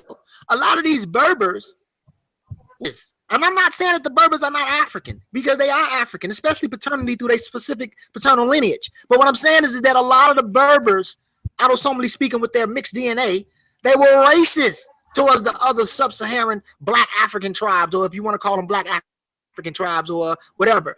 They were racist towards people that practice anything, because you got to understand the Moors or the Berbers had an Islamic agenda. They didn't have an African agenda. They wasn't thinking about Africa. They were Arabs at this time. They were really Arabs. So that anybody that did not practice Islamic custom, and they were treated like animals. So you had, and this is why I don't agree with when people say the Arabs came into Africa and they brainwashed the Africans and the black Africans turned around. No, you had Africans who were Arabs, who were black Africans, who had a lot to do with giving a lot of other people away that were built to be part of that so-called Islamic thing. Or they were killed or castrated. The same way Berbers used to have wall-off people in their military, imported to Morocco.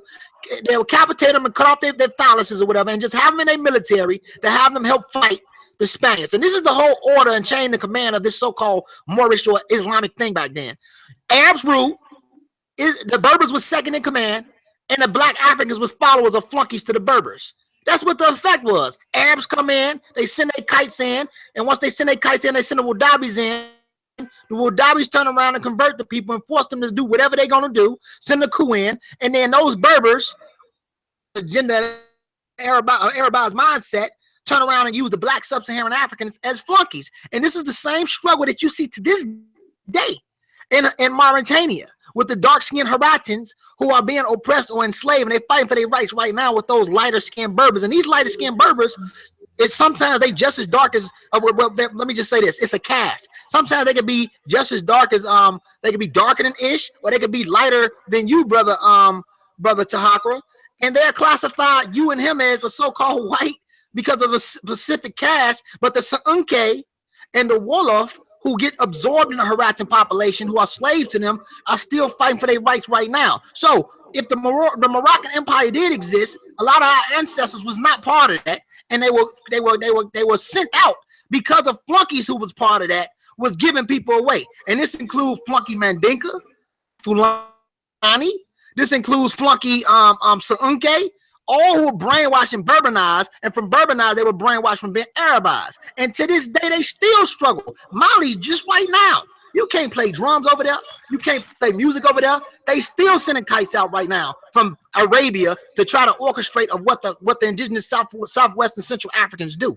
So, yes, Brother Sharif is correct. Yeah, there was a Moroccan Empire, but I wouldn't say that our ancestors was part of it, because if we were, they would have came for us, because you got a case brothers who came here and they fought for their rights. I forgot the time period. They fought for their rights not to be classified as a Negro. We wasn't those people. You also had a case of a prince, and if I'm not mistaken, he was Fulani, and that's because of his level of royalty in his class. They came and fought for him and sent him. He was able to go back home. People like a lot of our ancestors here, they didn't fight for us. The Moroccans didn't give a damn about us, and they still don't care about us. And they still are racist, and they're still oppressing people. So I just want to say that right there. And to the article that he read, they Nietzsche is correct. She talked about the Berbers, and she talked about he read a lot. But Dana Nietzsche is correct when it talks about the so-called I look at them as the Ethio-Somali race, because most of the Berbers, I'm going to say this, you get a DNA test, not E3B. We're siblings. E3B is the little brother of E3A. And most of African Americans, and you can study Rick Kittles, you can study anything, or your own personal DNA if you're into it, lineage is E1B1A. The only Berbers that have E1B1A at a high percentage are the Tariq that lives in Niger, and they has it up to 54%. But most of the Berbers that live in the North Africa or the Mediterranean is E3B, EM81, EM81, and EM78, Somalia. And at one point in time, they looked like them before they start intermingling with a lot of Basque women and other Eurasian people, and a large slave population that was brought over there in the Barbary War in 1805. I mean, I'm sorry, the Barbary War, when they brought a lot of slaves over there, it was 1805. The Vandals in 429 AD that came in and mixed up with them. The Romans that came in as early as 30 BC that mixed up with them. The Greeks that came in between as early as 600 BC. So a lot of those Berbers have been watered down autosomally. But what I'm saying is the original Berber stock, you can still see those clusters, and they exist amongst the Tariq. So I'm glad that Dana Nietzsche brought them up. But even with them, they are not us. Now, there were a few people that were brought over here with some Tariq ancestry. I can name them. Morgan Freeman, Y chromosome is a Tariq ancestral lineage. Our brother Higgs on the phone, his Y chromosome, he has the E3B marker. Also, Tupac Amaru Shakur had ancestry that comes from Tariq people. So it was a few of those people that was taken, but I'm sure that they were lower caste. And that's what's going on. That's what was going on. Before our team presents the presentation. What? With that, Team Osiris, your turn for the next 5 or 10 minutes. Hold on. The same amount of time, 10 minutes of presentation. You can do 2 or split it up. I'm gonna let you just go, my brothers. Let's go. Anybody had the presentation? Yeah, of your this position? Brother Haru. I got a piece of presentation for you. You give me a second, right quick. All right. My question here real quick. All right, can I be heard? Yes, sir. All right. Now that we understand what a Moor is according to the definition, what evidence do these so-called Moors have to substantiate the entire population known as African Americans or Moors? I will state my case that African Americans aren't Moors. African Americans are citizens or residents of the United States who have origins in any of the black populations in Africa. In the United States, the terms are generally used for Americans with at least partial sub-Saharan African ancestry. African Americans, we constitute the 3rd largest ethnic population in the United States behind European Americans and Latino Americans. When it comes to the ancestral background of African Americans, on average, we're 73% African, 24% European, and less than 1% Native American. And that is a general breakdown for the entire population, according to what the data says. This is not for one person, or this is not for a couple of people. This is what we're talking about as a whole population in general. Just want to make sure we understood that. All right. Now, and according to the genetic data for the ethnic group African Americans, the majority of the Y-DNA haplogroup is E1B1A, whereas the Amazigh, or who we're calling Berbers, and Arab main haplogroups are E1B1B and J1. So for any so-called Moors, they have to prove emphatically that African Americans aren't directly related to sub-Saharan West Central African populations and more related to Northwestern Arab Berbers, who would generally be called Moors. That concludes your presentation? That concludes my part of it, yes, sir. All right, Team Osiris. Anybody else want to give a presentation on the position? I hope y'all listening, Moors, because y'all gonna have to respond to that just as well as my brother Ngozi responded or his response concerning Morocco. Team Osiris, you there? Does anybody from Team Osiris have a presentation and a claim as to the claim from the brother in a nutshell was African Americans are not Moors? Now, Anybody Yeah. from Team Osiris? Yes, I think Brother Menez is supposed to present the. You're breaking up. You're breaking up, Menez. Everybody good? You think Brother everybody good in Ngozi? Menez, you're on mute. He said 1 minute. He's on the video. Okay. Okay, while we waiting for Ngozi or all right, peace and love, bro. Sorry about that, Taharka. Oh no, you good, my brother. You good. Let's go, brother. Good. So right. if you're up for a presentation or for a claim that the Moor is gonna have to come back and support, I said that our brother Hebrew said in a nutshell, African Americans are not Moors. Hopefully the Moors are paying attention because they're gonna have to respond. And now you're going, my brother. Okay, yeah.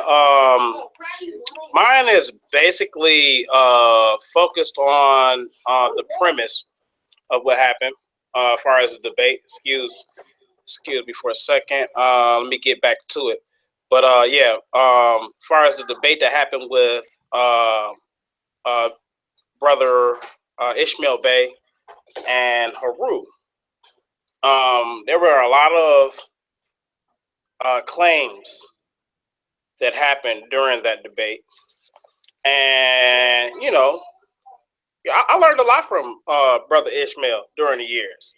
So I said, well, maybe this might be a learning experience too. So I looked at every nook and cranny of his claims that he posted in the debate. And it was very interesting. A lot of it was very interesting. Let me get back to my screen share. Let me see. Okay.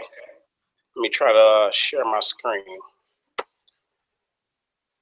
Okay. Boom. Can y'all see my screen? No, not exactly yet. Okay. Might be a little delay.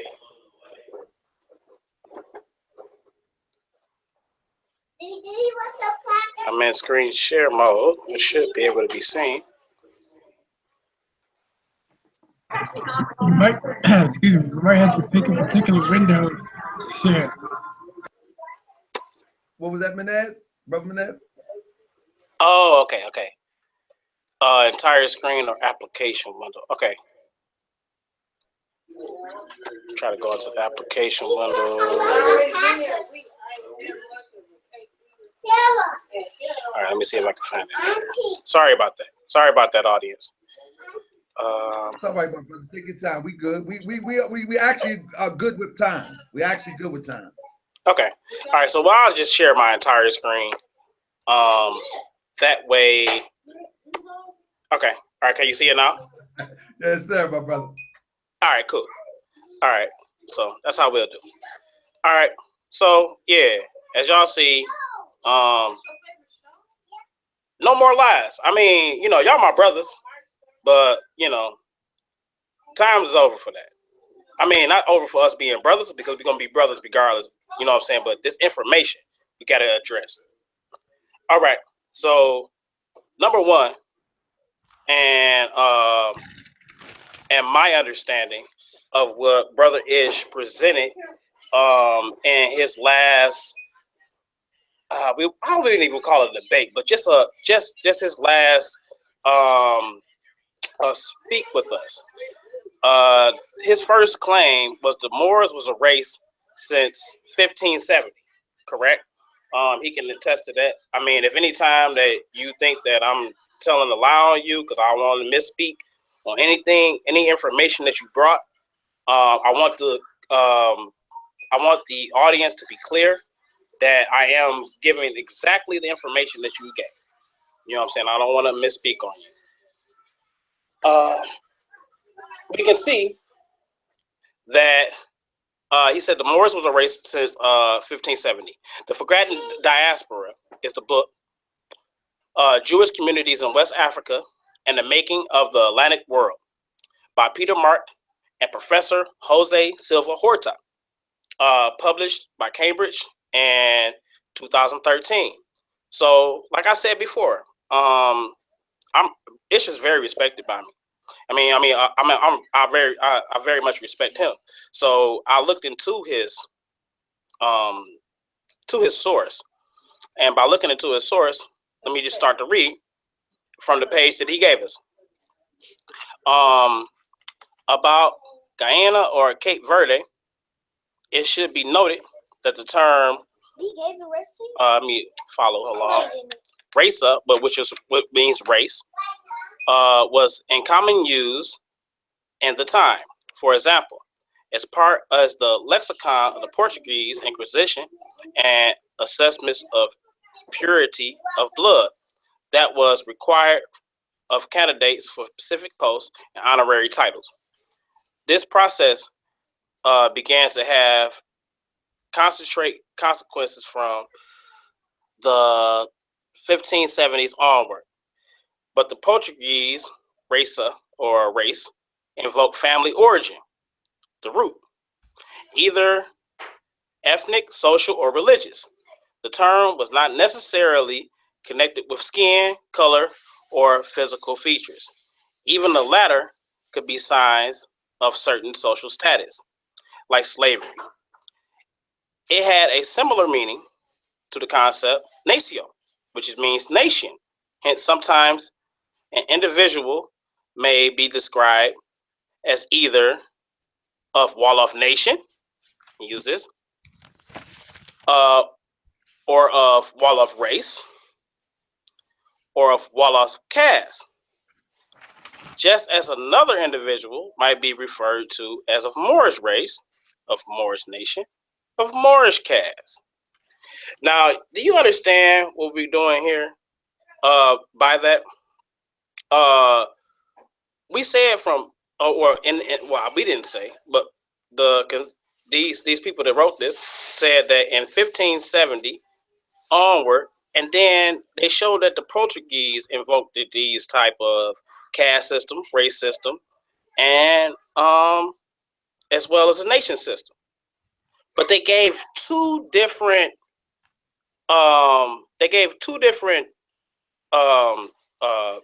not definitions, but two different instances to where they was trying to make a comparison.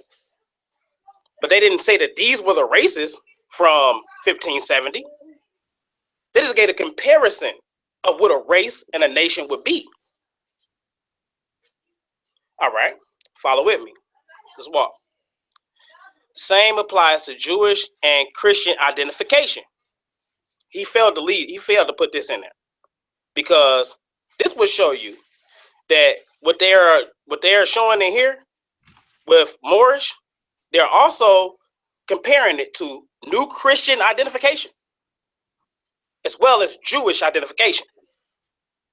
So if we're comparing these, we're comparing a religious system, not a nationality. Well, if you want to call that nationality or that religious system a nationality, so be it. Fine. Go ahead. That's your right as a human being to do that. I do have a question since you asked me to stop you if you were inaccurate about something. Okay. All right. Yeah. If I'm inaccurate, go ahead. Mm-hmm. When you were reading that highlighted yellow part, you left out the word Moorish nation. Can you read that part again, please? I'll say it again. You just say Moorish nation. I said Moorish race, of the Moorish nation, or of Moorish caste. All right. I'll definitely do that for you. I want you to read that to the record, because that's the reason why that post was posted, was because Brother Haru said that Noble Drew Ali was the origin of the Moorish nationality. Okay. All so right, I was posting that to show that the Moors were considered, a Moorish nation was being considered before Noble Drew Ali was born. Okay. Well, if you use that for that, it was kind of inaccurate. And I go to my number one here. You know what I'm saying? He used the Moorish and the year 1570 out of context, as well as 1570 was the contextual point of racial, or race, nation, and caste system. Moorish and Wolof were just examples. The context of the third paragraph in 78, on page 78, it compares Moorish to the new Christian movement, Obviously, this page is referring to religious movements. So, I mean, if that was your cause for using that, I mean, yeah, I understand. But we have to understand context as well. So are you saying that? Are you saying that that American Moors didn't exist before Noble Drew Ali? Is that what you're insinuating? no, I'm Because not. that's what I'm proving. No, I'm not. proving I'm that. gonna prove it. I'm gonna prove it with you. Okay. I'm gonna Thank you. I'm gonna prove it with you. All right. So Nar and Moor in the Whitney Plantation database. Here we go. The book, Louisiana Slave Database of Louisiana Free Database, 1819 through 1820, and the Hall Database for a study of Afro-Louisiana history and genealogy, compact disc publication, Louisiana State University Press, 2000. Okay, so we see this database. This database here was provided by Gwendolyn Mendel Hall. She is the foremost, because Brother Ish likes to use the brother that that is the curator over the plantation, but he is not the foremost scholar on this subject. The foremost scholar on this subject is Gwendolyn Mendel Hall, which had taught here in Michigan at Michigan University. But yeah, of course, the brother was correct. We see Nar and Moor here.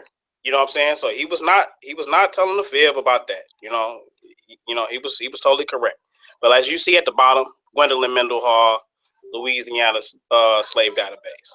You know what I'm saying? So the first rebuttal on this was there's a particularly high percentage of identified birthplaces, especially many African nations of slaves. So if you go to the database, you would see this. So I hope that everybody follows up when anybody, even us, if we give you a source, follow the source to see what it says. So this is from that source, from WhitneyPlantation.com. African nations of slaves recorded in a document dated between 1770 and 1820. In the lower Mississippi parishes, St. Charles, St. John the Baptist, Point Corpy, and the lesser extent, Orleans. The content of nation is used here to designate the different groups of people imported from Africa. It may designate ethnic origins or geographical origins in the original document. So nation has a different meaning than today's standards.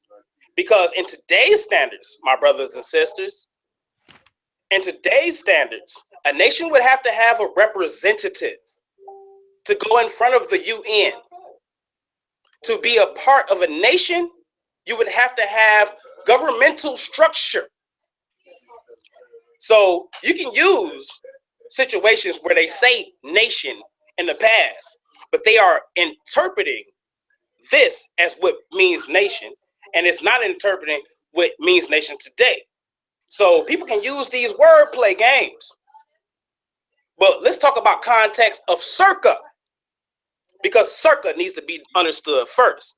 So we're talking about in the slave times, in the times of the 1600s. Well, let's go from the 1490s or the 1500s, all the way up into the 1800s.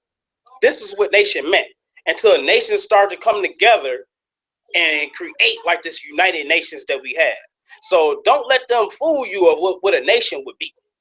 You know what I'm saying? And I don't mean that in a condescending way, because I know my brothers wouldn't deliberately fool anybody. So the next one, I went into nation, of course, because I'm just trying to be fair. So a nation is a large body of people united by a common descent, history, culture, or language, inhabited in a particular state or territory. So, I mean, a lot of these brothers on the panel, and they are truly my brothers, but they couldn't speak to you in Arabic. They couldn't. And the common language for what we would call Moors today, those of North Africa, those mostly spoke Arabic. So they don't have a commonality through language. Their culture, sure, some of them do bow down 5 times a day and do salat. That would be a religious culture. But social cultural idioms that some people have. Just as like as an African American, if I was to say, yeah, you a cool dude. I'm not talking about you opposite of hot. I'm talking about, yeah, he's presentable, you know what I'm saying? And I don't feel any distrust from this brother. So, you know, that's what that would mean in my culture. But I don't see any cultural similarities between Habibi at the store and the Moors that I speak with today. History. We're going into the history. Yeah, they are historically people of Berber that are from Arabic descent. So we see these people from Berber and Arabic descent, which I see these 90%, 70%, 60% Central Africans claiming a culture that is not theirs. Shall I go on? That inhabited a particular state or territory, and we all come from different territories in Africa. And then they give an example. Okay, North American Indian people. Now this is a good one. I'm gonna give you this biscuit, baby. You know what I'm saying? Not to be condescending, but I'm gonna give you something to feed off of. North American Indian people are a confederation of people. So we have to see Moors as a North Indian confederation of people. So, you know what I'm saying? As y'all see, I tried to make the distinction, you know what I'm saying, between the two, and I did that. And the question is, who is the representative of the Nar or Moor tribe? So please write that down, my brother, because we're going to need that answer later. Who is the representative between the Nar or Moor tribe as of 2017? Furthermore, Nar or Moor was only called that after they made it to American soil. Ooh. The leading expert in this field is Gwendolyn Mendel Hall. And she said that in her source, I got my auntie moving me up. All right, she said that in her source, slavery and African ethnicities. Okay, so here's her source. That would be page 52. You can go to her book and you can check it out, audience. We make no tales. We are all about science here. Making invisible Africans visible. The Atlantic slave trade was of minor significance. Nevertheless, some of them confidently project these conclusions backward in time over 4 centuries. Our regions from which the vast majority of Africans were brought to the Americas, and then concluded that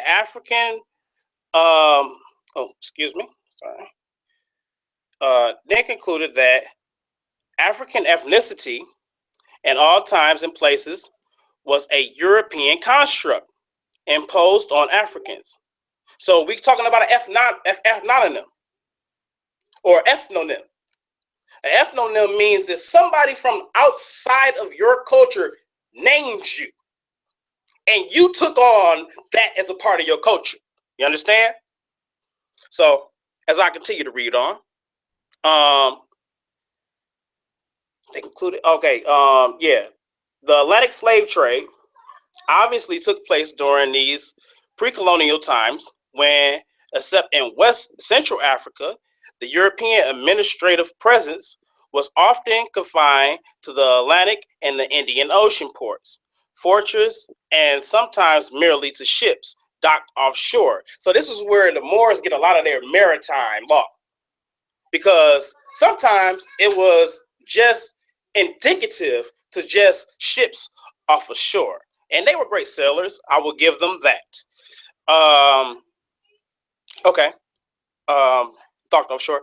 Ethnicities existed in Africa and interacted widely, not only before colonial period, but long before the Atlantic slave trade began.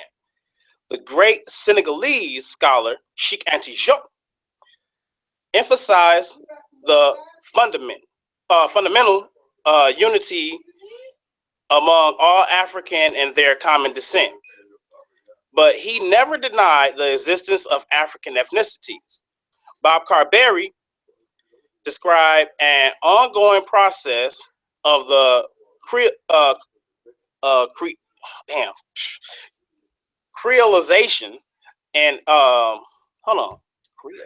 creolization in Africa among ethnicities with ancient identities. He wrote in the Greater Senegambia, and he wrote that in Greater Senegambia, long before the Atlantic slave trade began, people switched ethnicity groups. Okay, this is the important part. Sorry about that, but yeah, I'm glad y'all riding with me. This is the important part. People switched ethnic groups and languages. There were tours originally demanding who becomes Tukulor or Wolof. Jolos originally Peel listed Pollard in Louisiana documents. Now, what Brother Ish gave me, it taught me something, because I ended up understanding that our ancestors from Western Africa, they were called something when they were in Western Africa, and they were called something different when they were in Louisiana. So we have the Pollard in Louisiana documents. They were Wolof or Tukulor when they were in Africa. Look, and then we got 2 minutes, my brother. Okay, all right. Well, let me run through. Okay, all right, cool. All right, well, then this is the main part, because the Khonzu or the Moors, they were listed as Nars, right, in Louisiana documents, but not there. Okay, so we're gonna go to the Nar. The Nar was a Moor, Arabic descent, or Moors in Gambia that came from Mauritania. That's from the Priest Corps dictionary. All right, so Gwendolyn Mendel Hall, the term Nar is inevitably used in Louisiana for Moor, right? Nar was essentially Wolof for Moor, and it means to burn. The reason why it meant to burn is because if we look at Nasir el-Din's, after Nasir el-Din's death, the king of Wolof turned against the Marabouts and brought him to power, and they led campaigns of terror, burning villages. So the good brother, what is his name, Sheikh Royale, or Lord Abba, you know what I'm saying? He tried to put out something about this, but he failed to mention the context of the circa. We're talking about 1678, 1674. In that circa, they were burning villages. These Islamicized Wolof people were burning villages. And this is where they created this name Nar, to describe these Moors from Mauritania. Remember that. We have the Peace Corps dictionary from Wolof. Okay, all right, cool. Now let's keep it going. Keep it moving. All right. So most coastal Wolof were not Muslims until the end of the 18th century. Most coastal Wolofs, they only got there. See, like the Portuguese accounts reveal the Wolof king of Jolof were Muslims. See, that was just one king, but the coastal Wolofs was not Islamicized until the 18th century. Let's keep going. sorry for rushing y'all, you know what I'm saying? But if y'all need this, any of the audience, do y'all need a copy of this? Y'all can get to me later. More, brother, but we just need to get time for the brothers to come back on it. Okay. Okay, definitely. Well, if I can come back, and we can leave it. Yeah, we can leave it there. If I can come back, we can leave it there, and then I can let my big brother come in, and he can answer some of these questions that I had. Absolutely. That was directed towards my brother. Brother Ngozi, are you there, my brother? I'm here. Yes, I'm here, brother. Yes, I'm here. I'm here, brother. Yes, I am. Okay, my brother. Now I want to ask you a question midway through. We little past midway through. As though I'm being as fair and impartial as a moderator can be, my brother. Man, I'm surprised. You're doing a damn good job. You smooth, man. It's good. Learn, you know, that's where I'm at with it. I want the people to learn, and so with that, I appreciate it. They're just satisfied. Now, brother Ish and brother Sharif, do you brothers think that I'm doing a fair and impartial job so far? I think you're doing an outstanding job, brother man. I think you're doing a very great job. I mean, everybody. As a matter of fact, I'm gonna keep it a buck with you, Mo. You might be hurting your audience a little bit. They ain't used to seeing the Khonzu collected Clark Kent. They ain't used to seeing it. It's okay. It's okay. We're gonna turn up Tuesday night. Don't worry about that. But anyway, and I want to read into the record also, brother. You're doing an outstanding job. You're doing an outstanding job. And I'm telling you right now, brother Khonzu is a very, very, very Brother Khonzu set the standard, and you have maintained the standard of being fair to put out the information. And I hope that your listening audience is able to benefit from that, brother. Absolutely, absolutely. I too second brother Ish just said. I too second that. You're doing a great job, brother Tarka. I can appreciate that from brothers because I'm a strong Moorish American when it comes to ideology, bro. I get to screaming and hooping out, but I want people to learn whether it's from the Moor side or whether it's from the Team Osiris side. I know that both sides have great intellect and education when it comes to history, genetic, whatever. I know that we have some talented people within our family. So with that, it's on you, brother Ish or brother Sharif. Y'all can choose and grab whatever you like. Whether it would be from the brother response to your presentation about the Moors, or whether it would be the Moors race. Being the brother Menez Moors being raised in 1570, whatever, y'all can grab it and you can go with it. Let's go. Sure, of course, brother. I definitely want to thank Brother Menez for that was Brother Menez with the information, right? Was that Brother Menez? Yeah, Brother Menez with the information. Thank you so much. Right? Okay, excellent job, brother. Excellent job. Misinformation though. Let me pull your coat. Let me get you back in line, bro. Brother Taharka, you wanna post up because Dr. Gwendolyn Hall, she's an excellent scholar, man, and a true honorable scholar, and someone that I admire. Impart some really good information about the Nar and the Moor history, but specifically when I needed to get that Nar knowledge, you know, that Moorish knowledge, I reached out to Dr. Hall. I reached out to her. And you know what, bro? She responded back to me. Did you know that? Nah, you ain't know that because you was running your mouth. But let me explain to you. Let me show you. Let me show you what happened, bro. Brother Taharka, you want to pull that up, brother? Which and then I can read it. The one that I sent you on the book. Can you just pull that up? That there? Yeah. I'll read what it says as you pull that up, brother. Let's see what it says, shall we? Let's see if I can get this. Yeah. Okay. What's up, Dr. Hall? Let me pull it up live time while y'all reading this. Yeah, It says question, Teacher Hall. I'm doing my research and coming across your wonderful works in the New Orleans, Mobile area. I'm studying the Moor history. Do you have any suggestions of where I can get some firsthand documentation of the specific Nar history?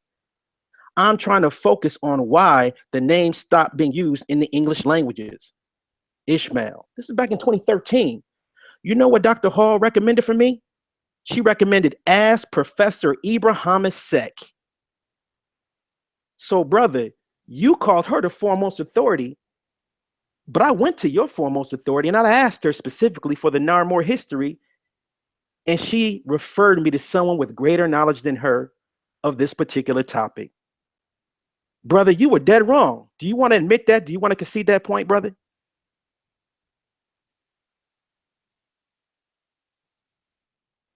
Sorry, no, sir. Because I wouldn't say that you would, but okay, I could definitely, all right. That's right. Let me I could continue. definitely fabricate a document, and that could be it. You know what I'm saying? If it's not in a book form, then I really can't go to it myself. So that's your personal document. So I don't know. I could basically do that myself. But I'm not saying that because I know you better than that. So I wouldn't say that you would do that. So I would just take your word for it, brother. Let's just say hypothetically, if that were true, it still wouldn't say that it would be wrong that he would be wrong that was the foremost researcher, but it wouldn't be wrong for who you presented. So Menace would still be in the right. Are you trying to bail him out? Because I asked him a specific question. One moment, brother Ishmael. Red herring. That's a strong man right there. I want you to. All right. So let's see what we got here so far. We got somebody trying to bail him out. We got somebody else calling it a red herring. But see, this is the problem here. I have no way. No. Let me be clear. I don't mean to cut you off, brother. I'm sorry. Well, you are cutting me off, so let me continue because I didn't cut you off. I let you flow, so let me back out. Let me get my word in, brother Taharka. Let me get my word in, brother Taharka. Let's stop cutting brother Taharka. Let me get my word in like everybody else did. Let me rock out for a minute, bro. One second, Ish. Everybody, hold on. The floor is Ish. Y'all was go for 20 minutes, brother Ish. Take it away and make your point. Okay. So it's been called a red herring. It's been called as potentially false. Now, mind you, this is all live time. I would have to falsify an account, put all of her information on the account, take a picture of the account, send it to Brother Taharka, all live time. While I'm doing a debate, while I'm spraying the information, and I'm feeding my kids. So I'm doing all of this at the same time. No, brother, you just happen to be wrong. Like stated, I went to your foremost authority and she referred me to Dr. Ibrahim Sek.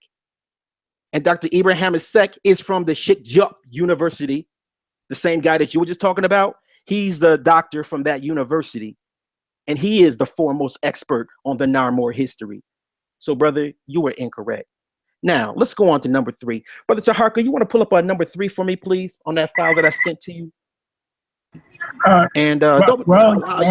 cutting to my 20 minutes right now, bro. Please, put that on. I just wanted to ask a quick question. No questions. No questions. I'm not taking any questions right now. Let me rock out.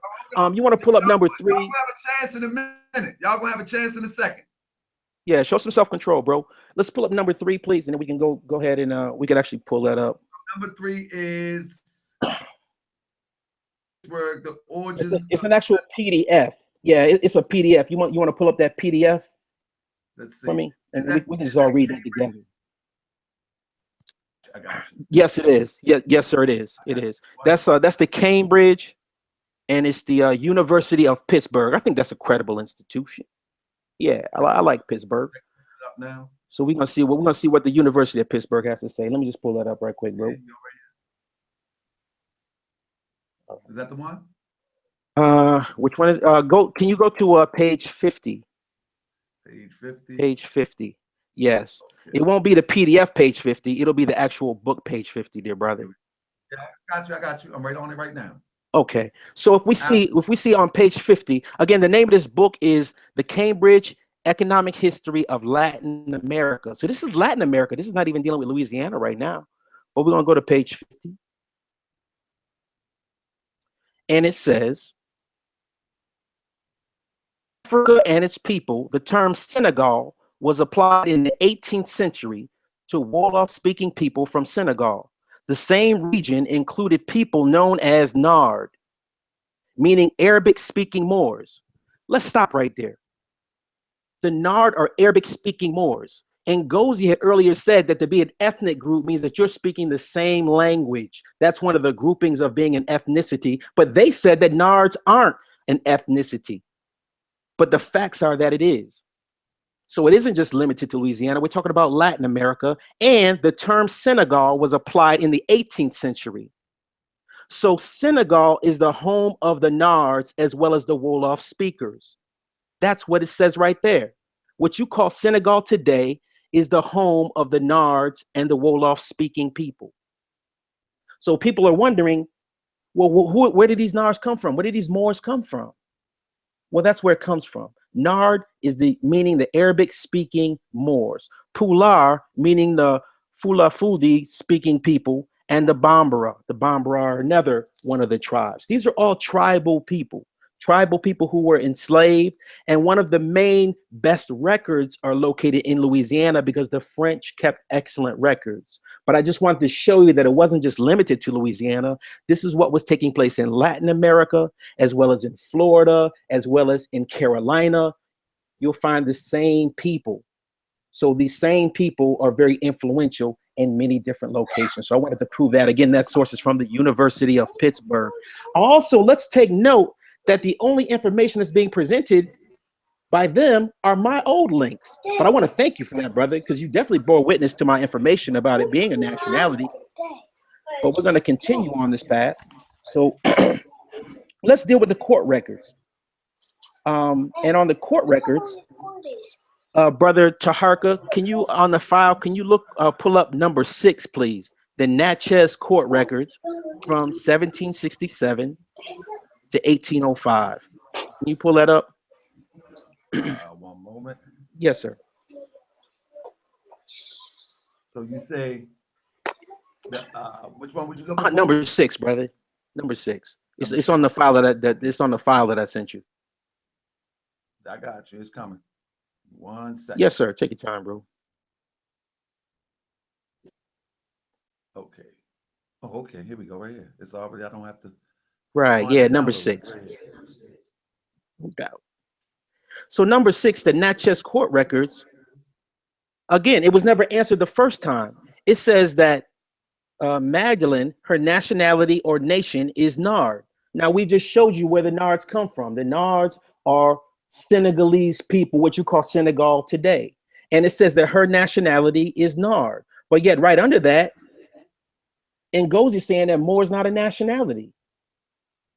So again, he's proven us wrong. The court records are proving that she had a nationality. She stated, before you would give your testimony in Louisiana courtrooms, you'd have to give what your nationality is. Somebody would say Mandingo. You'll see the person underneath her. It says the nation of Senegal. And then the Nard nation is right there above it. So we had a nationality and that was stolen from us. We had African identities. We had Moorish identities. So this is what we're trying to bring as Moorish Americans. We realized that a prophet was sent to us and told us that we had a national identity and we had something that we could rally around. Brother Taharka, can you please pull up the image right up above that, image number 1? Can you pull up image number 1, please? Image number 1. That image number 1 right there, that is an American Moor reference from 1760. And this is from the records to be read and translated. I'm going to supply the link to you right now in the back chat for you to post that up. If anyone would like to also get that, you can find the link at Ahmed Ross Squad African Moor Scholarship, where it will be available for you to read and for you to add to your records. Please feel free to join today. So I'm adding that right now to you, Brother Taharka, as a link for them to pull that up, brother. Okay, so I just sent that to you. And then let's read what it says here. This, again, this is from the year 1760.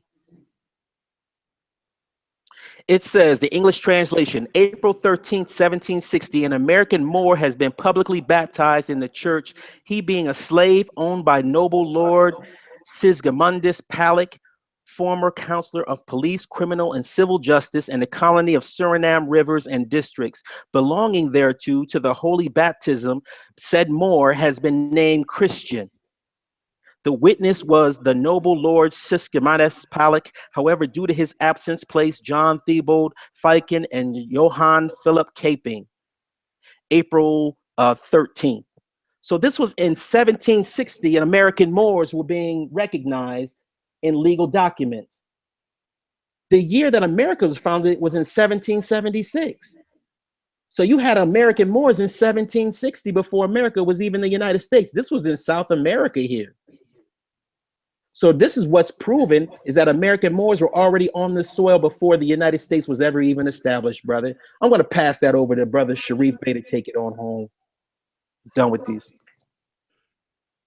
Brother Sharif? Islam, yes, sir. Yes, sir. So here, that's a number of points. The last brother from Tim Osiris that spoke, he spoke quite, lengthy, and he addressed a lot of things.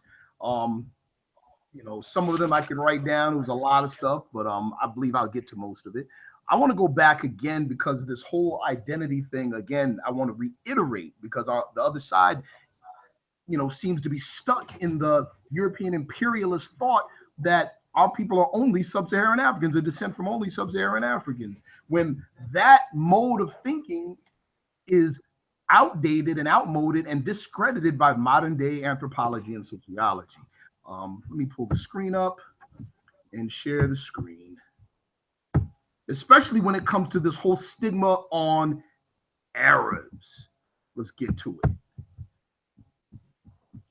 You see the screen? Yes, sir. All right. The 4 pictures that you see, the top 2, those are Arabs. Those look like my next door neighbors. These are the original Arabians versus Arabized Arabians. See, we talk a whole lot about how the Europeans usurped Hebrew tradition and Hebrew culture and Hebrew religion, etc. And we act as if that's the only group of our people that they could do that to, or that they did do that to. Original Arabians versus Arabized Arabians. The original true Arabians, called Al-Arab Al-Ariba. That's what they're called.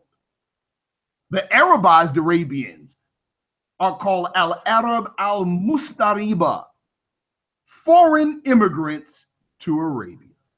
It's just that simple. Now, to touch on Ngozi's point, or statement, which was false. We're gonna add light to it. We're gonna throw light on it about the Moroccan Empire being quote unquote Arabized Africans that were racist against their own people. Let's touch on that. Here is the truth, because we have to give dates, times, and places to these things. We're talking within the context of history. Here it is, people. In the rise of Islam on that continent, you had a number of dynasties. 2 of them in particular were the Umayyad dynasty and the Abbasid dynasty. Here is the truth. The Umayyads, number of scholars, including our esteemed scholar, Dr. Wesley Muhammad, would call what a quote unquote black power Islamic entity. It was the Umayyads that established the first caliphate in Cordoba, Spain, during the Moorish occupation of Europe. That was under the Umayyad dynasty. So far from what the brother just tried to insinuate earlier, these were what you would call a pro-black Islamic regime. They were later usurped by the Abbasids, who introduced, and they were the Arab al-Mustariba Arabs. In other words, the pale-skinned ones that came much later. This is the truth as it relates to history. I wanted to touch on both of those 2 points. So this out. So with okay. Now let me bring up. I'll just do the screenshot.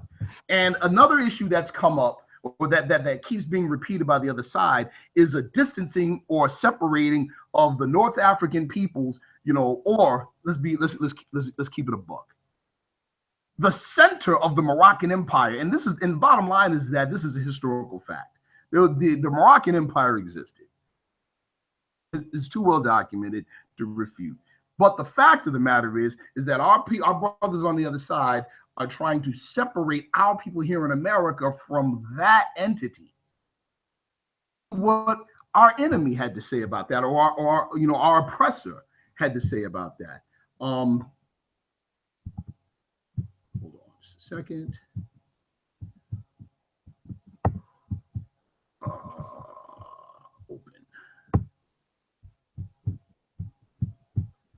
Give me a second on this one. Well, as a matter of fact, here, while I'm looking for this one, I'll post this other link. The New York Times had this to say, and this was in 1857. What they claim: a Virginia paper says, in commenting on the decision of the Supreme Court in the Dred Scott case, this is in the newspaper, the highest judicial tribunal in the land has decided that the blackamoors, called by the extreme of public courtesy the colored population, are not citizens of the United States. This decision must be followed by other decisions in the individual states themselves. Negro suffrage must, of course, be abolished everywhere. Nuisances in the shape of occupying promiscuous seats on our rail cars, churches with those who are citizens must be abated, etc., etc. What we have here is the European in close to modern time, 1857, equating our people with the term Moors, or a derivative of the term blackamoor. Let me pull that up so they can see it. Share my screen and pull up the clip. Here we go. Can you all see that? Yes, sir. Outstanding.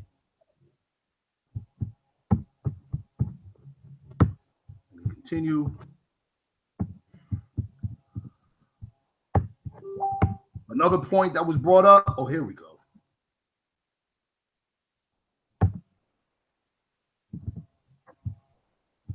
Open.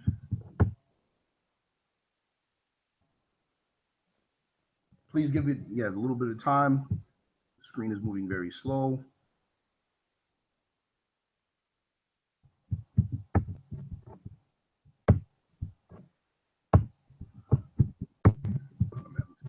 Difficulties. Brother Sharif, you over there kung fu chopping the computer. I'm trying to hear it, right? My apologies. They in the chat. That's what they say in the chat. Okay.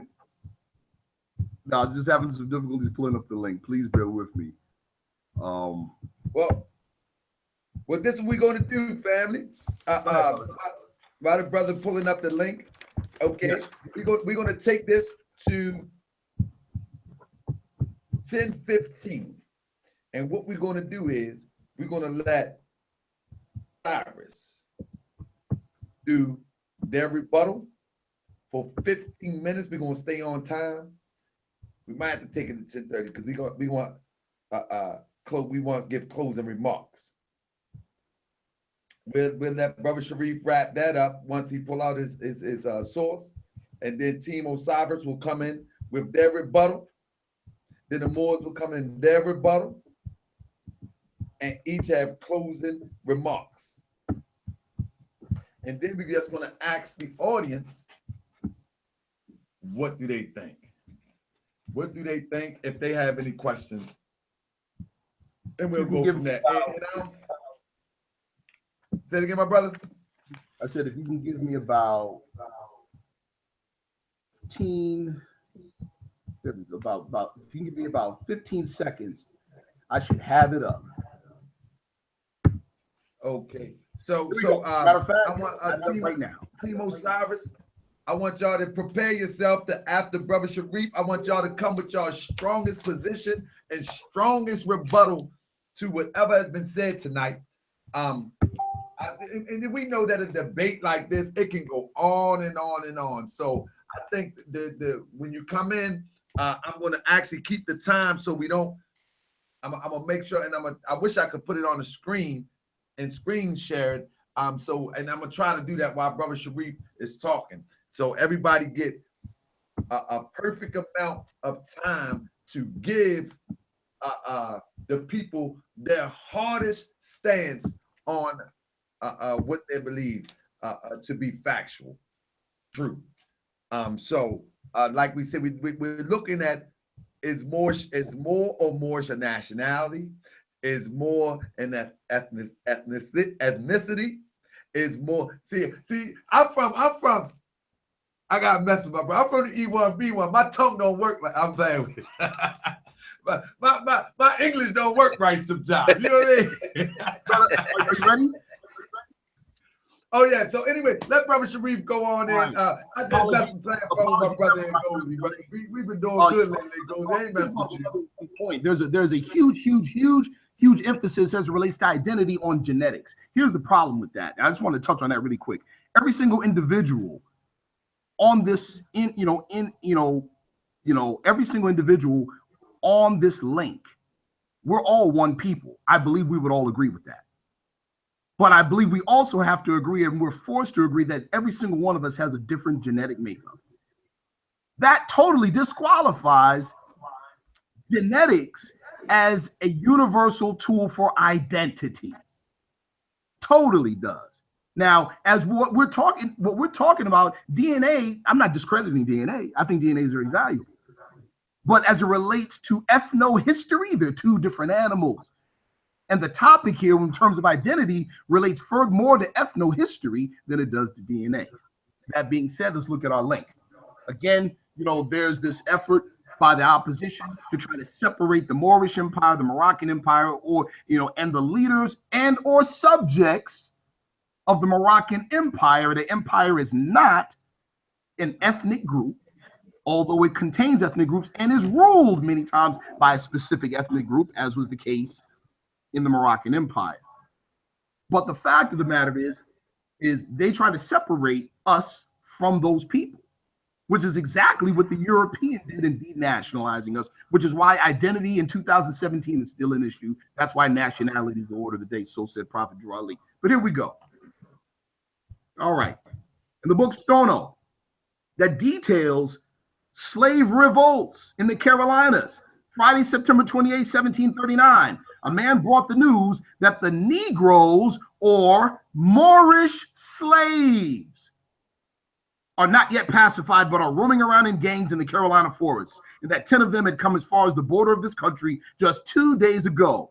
In answer to the request of the inhabitants of Savannah to use Moorish slaves for their work, the Lord trustees have given a simple negative answer that they will never permit a single black to come into the country, for which they have sufficient grounds that aim at the happiness of the subjects. We don't need to go any further, and notwithstanding the argument of people arguing that Moor means black or this, that, and the third, the fact of the matter is that the term black and Negro doesn't have a definitive history and culture attached to it, but Moorish does. And this, as well as many other links, demonstrate the connection between our people and an ancient Moorish history. All right, I have one more link that I need to pull up. Please bear with me.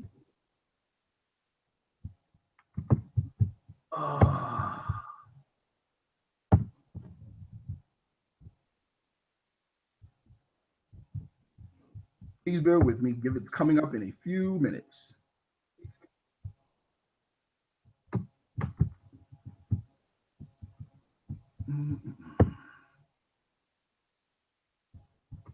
That's not it. This link will demonstrate one of the brothers had an issue of regarding a connection between our people or the tribes of Moors, or tribes of Moors, or ethnicities of Moors in America, and the Berbers of the North Africans in North Africa. Can you see my screen? Yes, sir. Outstanding. This comes from the social scientist or the ethnobotanist scientist C.S. Rafinesque in the 18th century. From his journal, scientific journal called the Atlantic, or the Atlantic Journal and Friends of Knowledge. The piece, part 5, is the Atlantic Nations of America. The ocean separating Europe and Africa from America is yet called the Atlantic Ocean. Our literal states are called the Atlantic states. The Atlantes of North Africa, who gave their name to the Atlas Mountains and whose descendants exist as yet, are under the names of Tuaregs, Berbers, Shella, Shiawa, etc. Were one of the primitive nations of both continents. They came to America soon after the flood, if not before. Colonized and named the ocean and the islands in it, as well as America, which was called the Great Atlantis, or rather Attala, meaning the first or main land. With that, I will yield the floor. Okay, so here we go, family. Brother Team Osiris, I want y'all to get together and figure out who is going to, if y'all going to split it up. That was a lot of information for both sides. Yeah. I'm just want to say this, and I'm glad they read that. When brother Sharif, I think it was brother Sharif, but he read the term Moor and Negro. It's obvious that these people were describing these people as black. I mean, Moor is nothing but an older word for talking about or describing darker skinned people. It's an older word. Now, also, he talked about those black. This is their rebuttal. Those black. Hold on. Let me say this. Yes, sir. I just want you to know that I'm starting the clock because we have a time constraint. We'll be until 12 o'clock at night if we don't time this. Okay. So I'm gonna split screen it, and everybody, both parties get 15 minutes. You can share it with your panel team Osiris, or you can take it yourself. So at this point, I'm gonna share it. I'm a screen. What's the time period? 1 second. It's going to be 15 minutes. Okay, cool. I ain't even gonna take that long. I got 3 minutes, 1 minute, 2 minutes.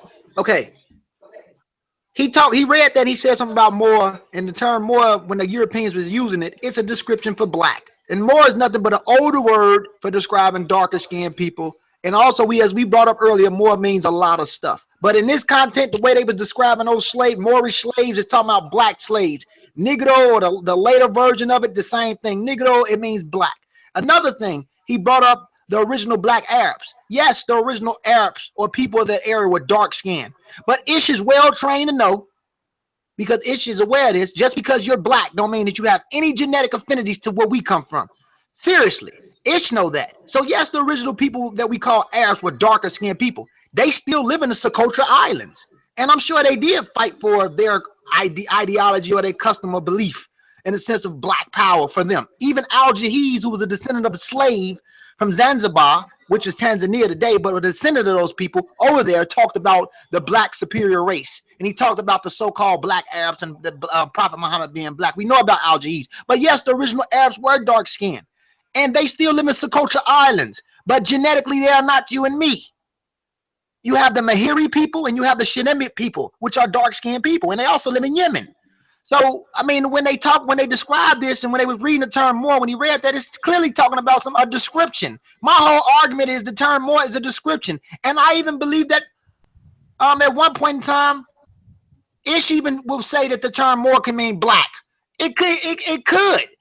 It's a description. It's describing you. The argument is, when we talk about, like Ish brought up the Nar lady, and I don't want to take up all our time because my mind is everywhere.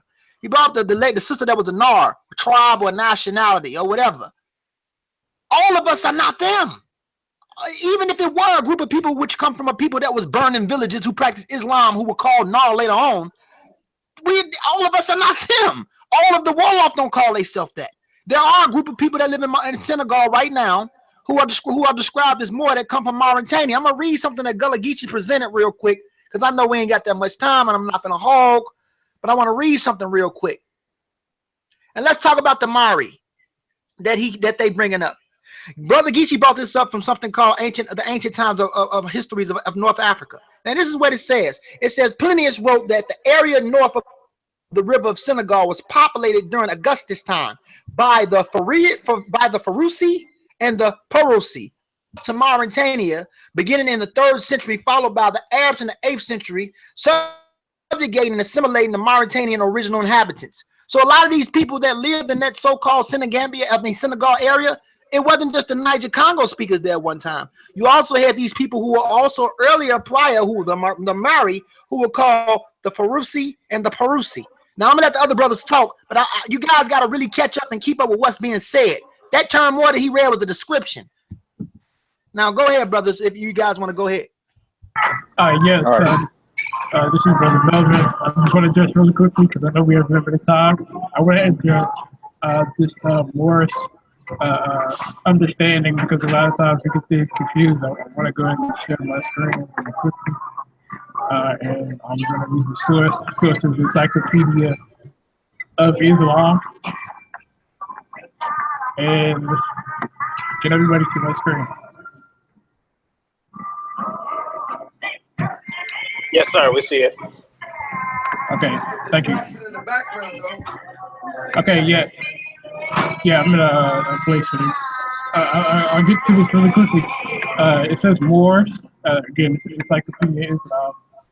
It says Moors in Arabic, al-Mar, a rather vague term used until the 19th century in virtually all Western European languages to indicate the ancient Muslims of Spain and the inhabitants of the Mediterranean ports of North Africa. The origin of the term is not yet clear.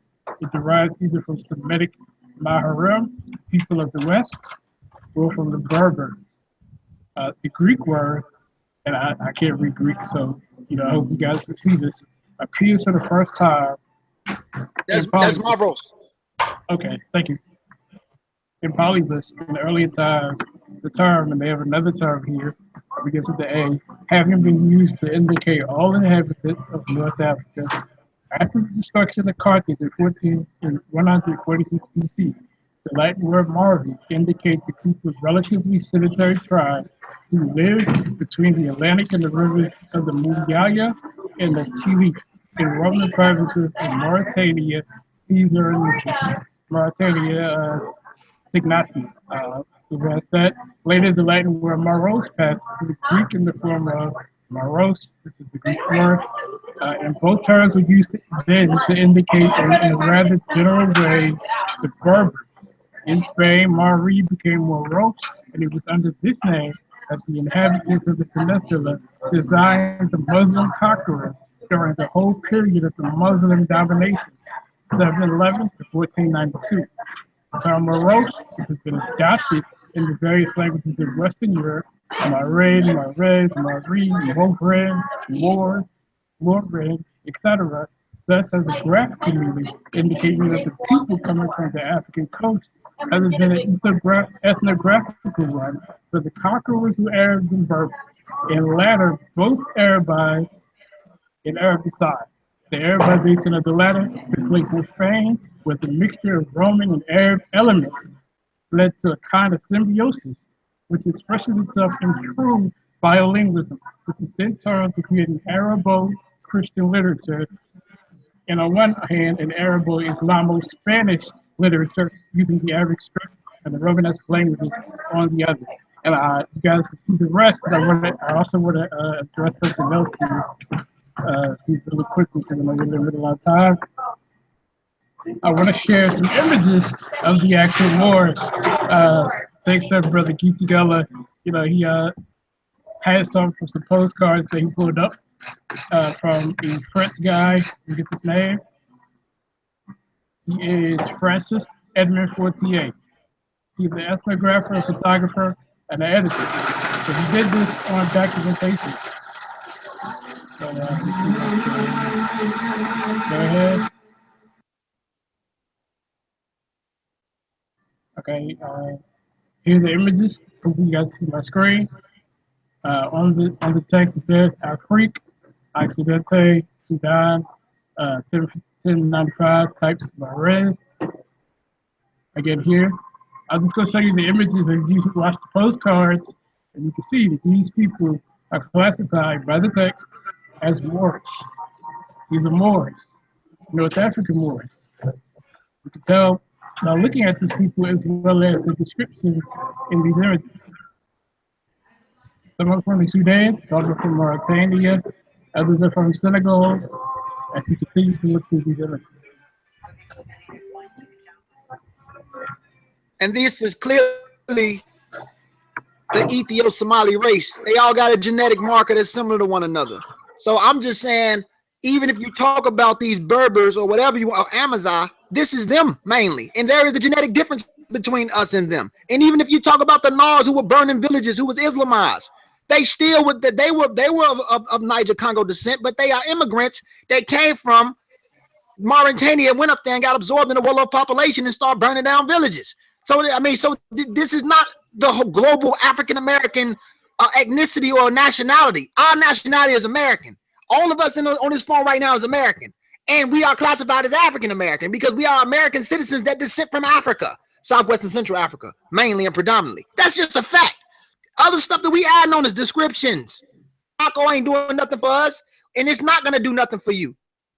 We have to do stuff for ourselves within the United States of America as African Americans. We recognize ourselves. No other nation is recognizing us. So that's all that's what Ngozi point always was and what it's always going to be. Thank you, brother. Thank you, brother Ngozi. My last point, and then I can give up the floor. I just want to address this Nard, or Nard means more. We're using a Wolof translation. To use NARD is a mistranslation of the Wolof language. We're closing up. So the proper term, the dictionary I have, is from the Peace Corps. And they have an entire glossary dictionary. You can go to peacecorps.com, look under Wolof, you can find this, as well as other sources, both audio and visual.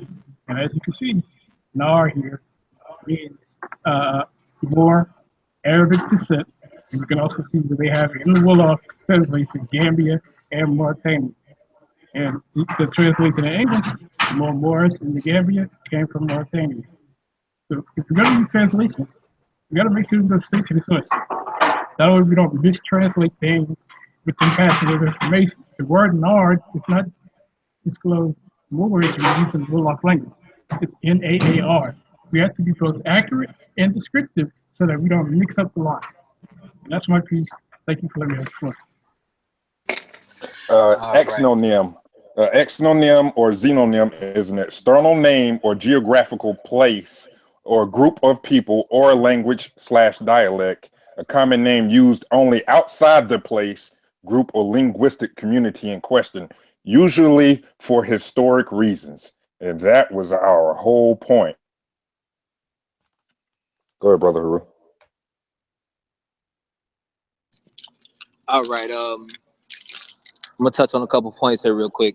Now we got brother Ishmael-Bey, who claims to be a Moor. All right. Now, brother Ishmael-Bey himself has yet to prove how he himself is a Moor. As it was already stated earlier, his maternal lineage is from the Khan people in Ghana, people who are not historically anything to do with a Moor at all. They were Christians, and they were not from Northwest Africa. Okay, so I want to make that clear. So I want to see how brother Ishmael-Bey is saying that he himself is a Moor when these people never classified themselves as Moor, the Akan people. Is he saying that he's paternally related to Berbers or Arabs? Then he needs to furnish that as a identifier. Another point, brother Sharif earlier about a newspaper clipping where they were talking about the Dred Scott case, and he mentioned the term black or Moor. Now I want to make sure everybody is clear. Any and everybody can look up the definition of the word black or Moor. I don't care if you go to Merriam-Webster, I don't care if you go to dictionary.com, any other reputable dictionary. The term black or Moor is a derogatory term for blacks in general. Nobody identifies with black or Moor. And as a matter of fact, nobody even identifies with Moor. None of those people identify as a group with Moor. So I want to make sure that's understood and clear. It is a derogatory term. So for anyone to call themselves a black or Moor, it's almost indicative of an African American saying that I am a nigger. It's almost the exact same thing. Okay, I want to make sure that's understood too. Another thing, I have yet to hear anyone on the other side prove without a shadow of a doubt that Moor itself is a legitimate nationality. You're giving me old newspaper clippings and one-offs of a couple people, but no one has shown yet where this group of people have called themselves Moors. Where are we getting this from? I have not heard it yet. Nobody's shown where they have calling themselves this. All right, the next person can take over. All right, we got 2 minutes. All right, 2 minutes. I can go back in real quick. Well, I want go ahead, brother. Go ahead, brother. Go ahead. Yeah, I wanted to say really quickly that we're looking at the term Moorish American, and what we're doing is we're superimposing ethnicity over status and over politics. Please provide, outside of this debate tonight, give me the Moorish American culture that is cognate to the culture of the people that we showed a few minutes ago. And Arabs. Show me the ancient indigenous culture of the Moorish American that is incognate with the ancient culture of what was being called Moors in Africa. Moorish American cuisine. Show me Moorish American art. Show me Moorish American archaeology dating beyond the earlier constructs that we've spoken of. Linguistic archaeology and standard archaeology. None of these things have been substantiated. You have not shown any of that. I even heard the term Atlantis being mentioned as a reference. There is no proof of Atlantis even existing. So we need to see the empirical data to show ancient Moorish American culture. These are ancients in Moorish America wearing red fezzes. Show them using anything outside of that. All right. You can finish your sentence, brother. You done? Show us the ancient existence of the Moorish American. All right, there we go. So I'm gonna reset the clock. Brother Ish or Brother Sharif Bey, we're gonna have 15 minutes. Whoever ready to go, first voice I hear, I'm going to start the clock. First up, I believe that's me. Yo, let me light up this thing. Let me light up this goddamn symphony. All right, check this out, right? Other dude should have learned from the first dude about like assuming and jumping the gun and playing themselves. You know what I'm saying? Like, when are they gonna learn? Like, just be humble and like, don't play yourself, son. All right. So what we'll do is let's do with that second question. Brother Taharka, can you pull up my DNA, please? My ancient DNA. This was done with DNA Tribes. Again, the company is called DNA Tribes. So you take your raw data from your 23andMe and you send it to this other company, and it's only $45. It's one of the best $45 that you can do. They give you the full DNA breakdown of your ancient DNA. Your 23andMe are only dealing with basically 10 generations up to you.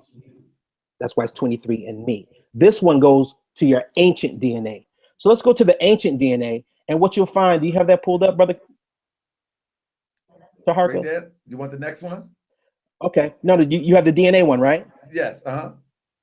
Okay. So on that one, because I'm looking at mine lifetime, you see South. Let me make sure I'm right. The last one is say Libya, right? Yes, that's correct. Okay. That's correct. That's correct. This is my DNA on the ancient, all of the African tribes on here from the ancient. And you see down there from the middle, you'll see Somalia, you see South Morocco, you see Somali Ethiopian, you see Afar Ethiopian, you see Mozabite Algeria and Mazrab, you see North Morocco, You see Algeria. You see Morocco. That's 3 times. You see Tunisia. You see Libya. This is my DNA. So when I tell you that I'm a Moor, I'm bearing witness to what my prophet taught me. My prophet taught me that a part of who I am is being a descendant of Morocco. That's proven in my DNA. Since y'all want to talk about science, how do you deny that science? That's checkmate right there. So I'm a Moor, and that's a part of who I am. And I'm representing who I am in my ancestry. Now, that does not mean that everyone are Moors. Moors who teach that are in error. Everyone cannot fall under the one umbrella and auspices of being a Moor. That's irresponsible. I've never made that claim. Sharif's never made that claim. So don't even try to put that claim on us. If anyone wants to stay a Negro, stay a Negro. I could care less. I'm representing who I am through my genetics, and I proved it. So you asked the question, can Ishmael prove that he's a Moor? I just did. That's checkmate. Now, on to the next topic. Let's talk about this. Can you pull up the Blackamoor part? The Blackamoor link? Yes, sir. So again, this is from the Oxford Dictionary, and we're talking about the year 1547. 1547 is the first time that the term Blackamoor was used in English. And it says, I am a black Moor in Barbary. That's when it first entered the English language. And it says before it even gets there, look at number 1. It says a black-skinned African, an Ethiopian, a Negro, any very dark-skinned person, formerly without depreciatory force. Now a nickname. So formerly means before, when it was first being used. It was not negative. So you said that anybody who ever used Blackamoor, it was always in a negative term.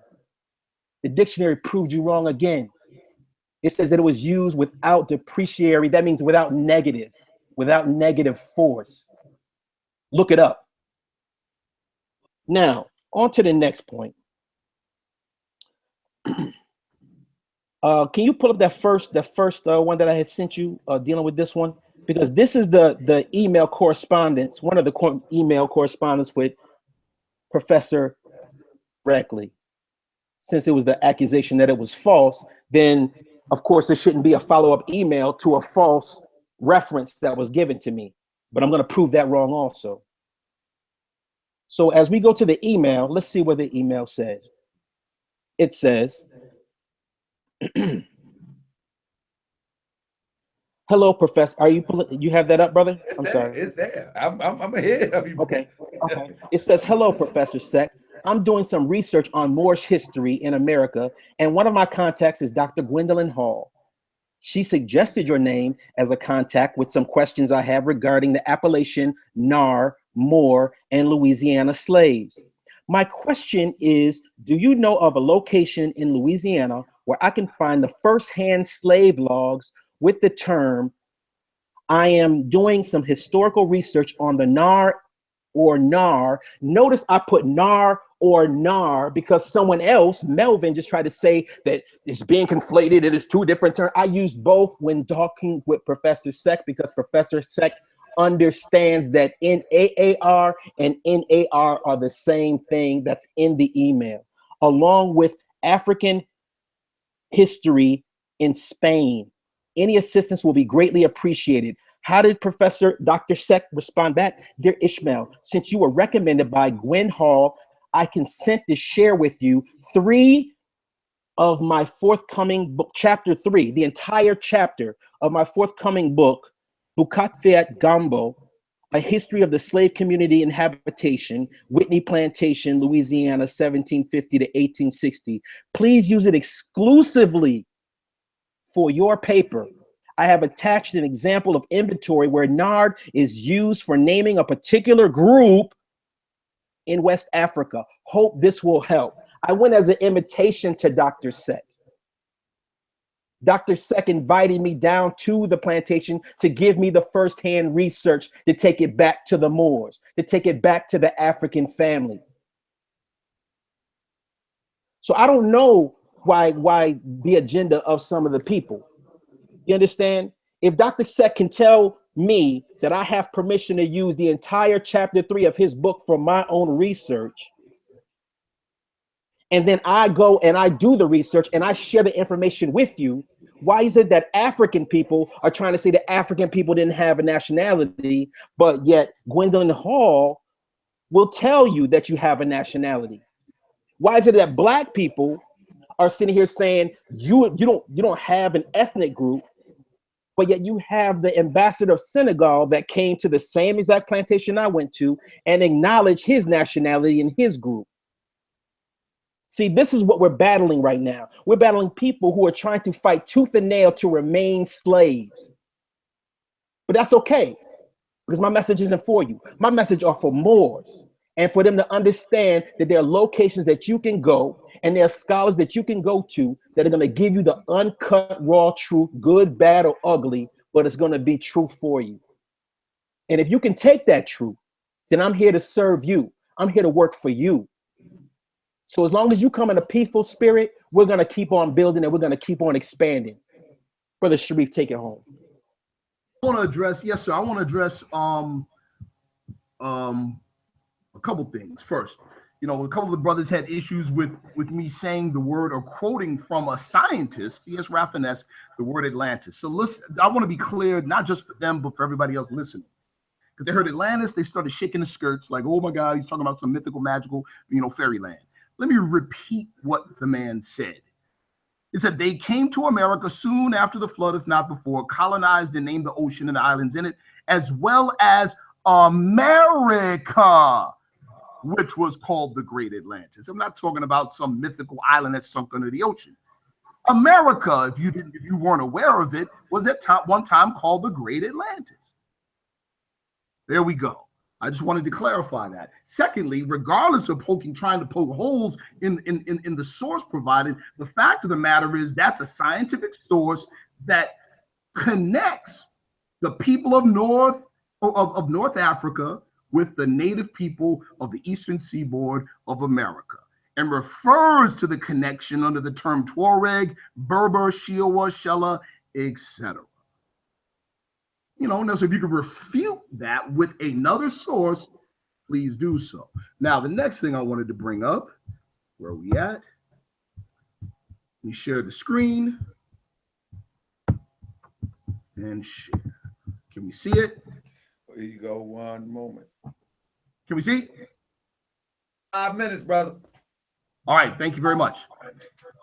This is what Dr. Ben, I used this last year. This is what Dr. Ben himself, who was a reputable source, out of all of the scholars of the Afrocentric circle, this is the only one that actually had a doctorate's degree in Moorish history from Spain. So this is what he says. It was after the African hero Hannibal Barca, who led over 100,000 African soldiers across the Iberian Peninsula, across the Alps Mountains, into the Po Valley of northern Italy, where they remained for approximately 20 long years, fighting the best of the Europeans had the gates of Rome. Certainly the African Americans' children's hero that led their African ancestors, the Moors, into Iberia was none other than the illustrious General Sharif. That was in the book Cultural Genocide in the Black and African Studies Curriculum by Dr. Ben. In his book, A Need for a Black Bible, he says, Bartolome de las Casas and Pope Julius II of the Roman Catholic Church, the latter two initiated the infamous slave trade of Africans called Moors or Moros from Spain. This is what he said. He says the original Berbers or Moors or Black Africans who spread from East Africa to Libya and Northwest Africa. In the prehistoric ages, these people are the founders of various cultures, which relics litter caves in the Sahara Desert. They have continuously occupied the Central Sahara for more than 40,000 years. Their language, matter of fact, let's not even go any further. The fact of the matter is that you have a Moorish empire, and that's another thing. Other people's ignorance is not our burden. When you demonstrate it, when you try to pigeonhole the whole Moorish issue into a singular tribe, you are demonstrating your ignorance of ancient and current world affairs as it relates to empire and then the new era of time, which is now the age of nation states. That's not our fault. The prophet was writing exactly. He said there's a new era of time now. In the time of our forefathers, it was not the time of nation states. It was the time of empires, kingdoms, and dominions. But there's a new era of time now. And here in America, to another point that our brother Ngozi keeps trying to reinforce, this is it. People do not come from land masses. People come from people. People come from other groups of people. So to say African American is a nationality, or we're Americans by way of a landmass, is incorrect and ignorant in anybody's book. Africa is home to presently 54 nations. You come from a nation.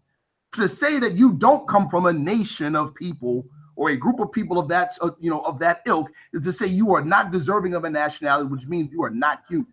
You're doing exactly what the European did to us and continuing to do by denationalizing and or stripping us of national identity, which strips us of our humanity, which keeps us in the very same condition we are in today. Our brother Ishmael was right and exact in saying that you all are continuing the work of the oppressor in keeping us away from identity, which goes hand in hand with purpose and direction.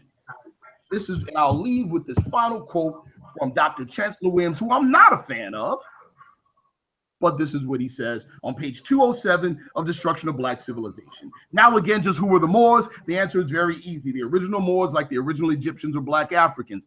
As amalgamation became more and more widespread, only the Berbers, Arabs, and coloreds of the Moroccan territories were called Moors. Wow. While the darkest and black-skinned Africans were called Blackamoors. Eventually, black was dropped from Blackamoor. In North Africa and Morocco in particular, all Muslim Arabs, mixed breeds, and Berbers were readily regarded as Moors. Here we go, people. The African blacks, which would include those of us in America, having had even this name taken from them, must contend for recognition as Moors. There was only one man on the planet that took it to us like that. And that's why we call him Prophet Noble Drew Ali. Peace. Peace. And he still got a minute left. We're going to stop the clock. And then we're going to go over. We're going to have the closing round.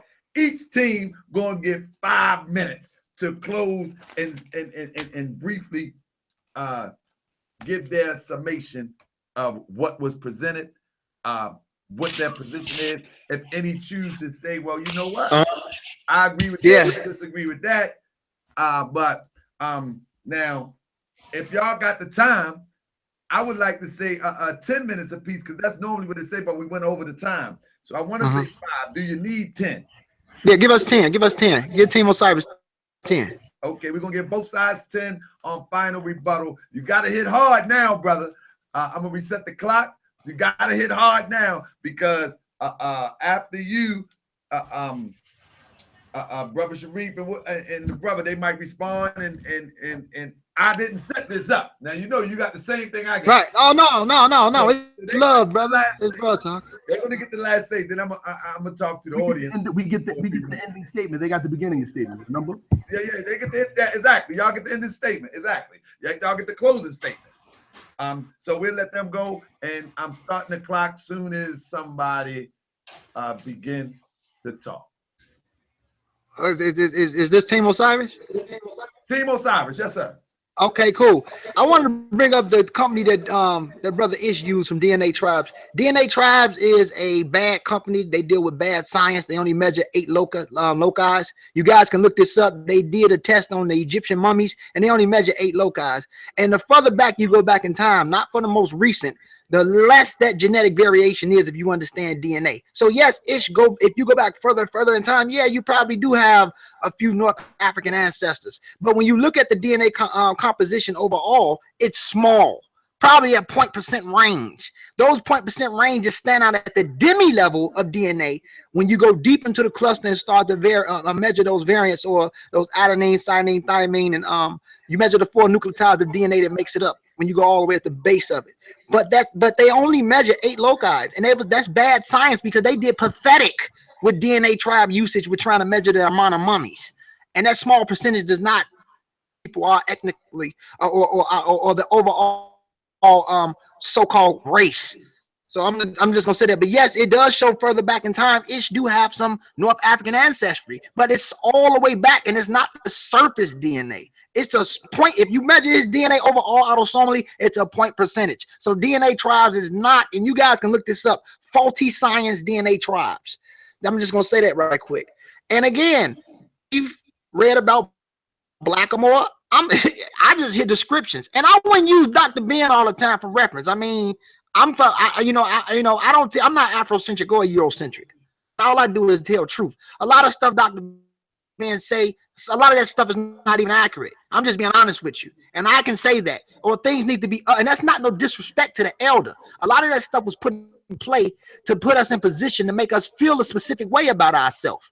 And we need that confidence in ourselves because of the shit that we've been through. So I'm not going to sit up here and denounce everything that the doctor said, but some things that he said was not on point. And I'm going to be the first person to admit that publicly, and I don't care what people feel. So the term Blackamoor, again, is a description, is Negro and anything else. And if we want to say that that's what the people look like when they gave these people that description, even with Dr. Chancellor Williams, if you read The Destruction of Black Civilization, some of the dynasties that he talked about was off.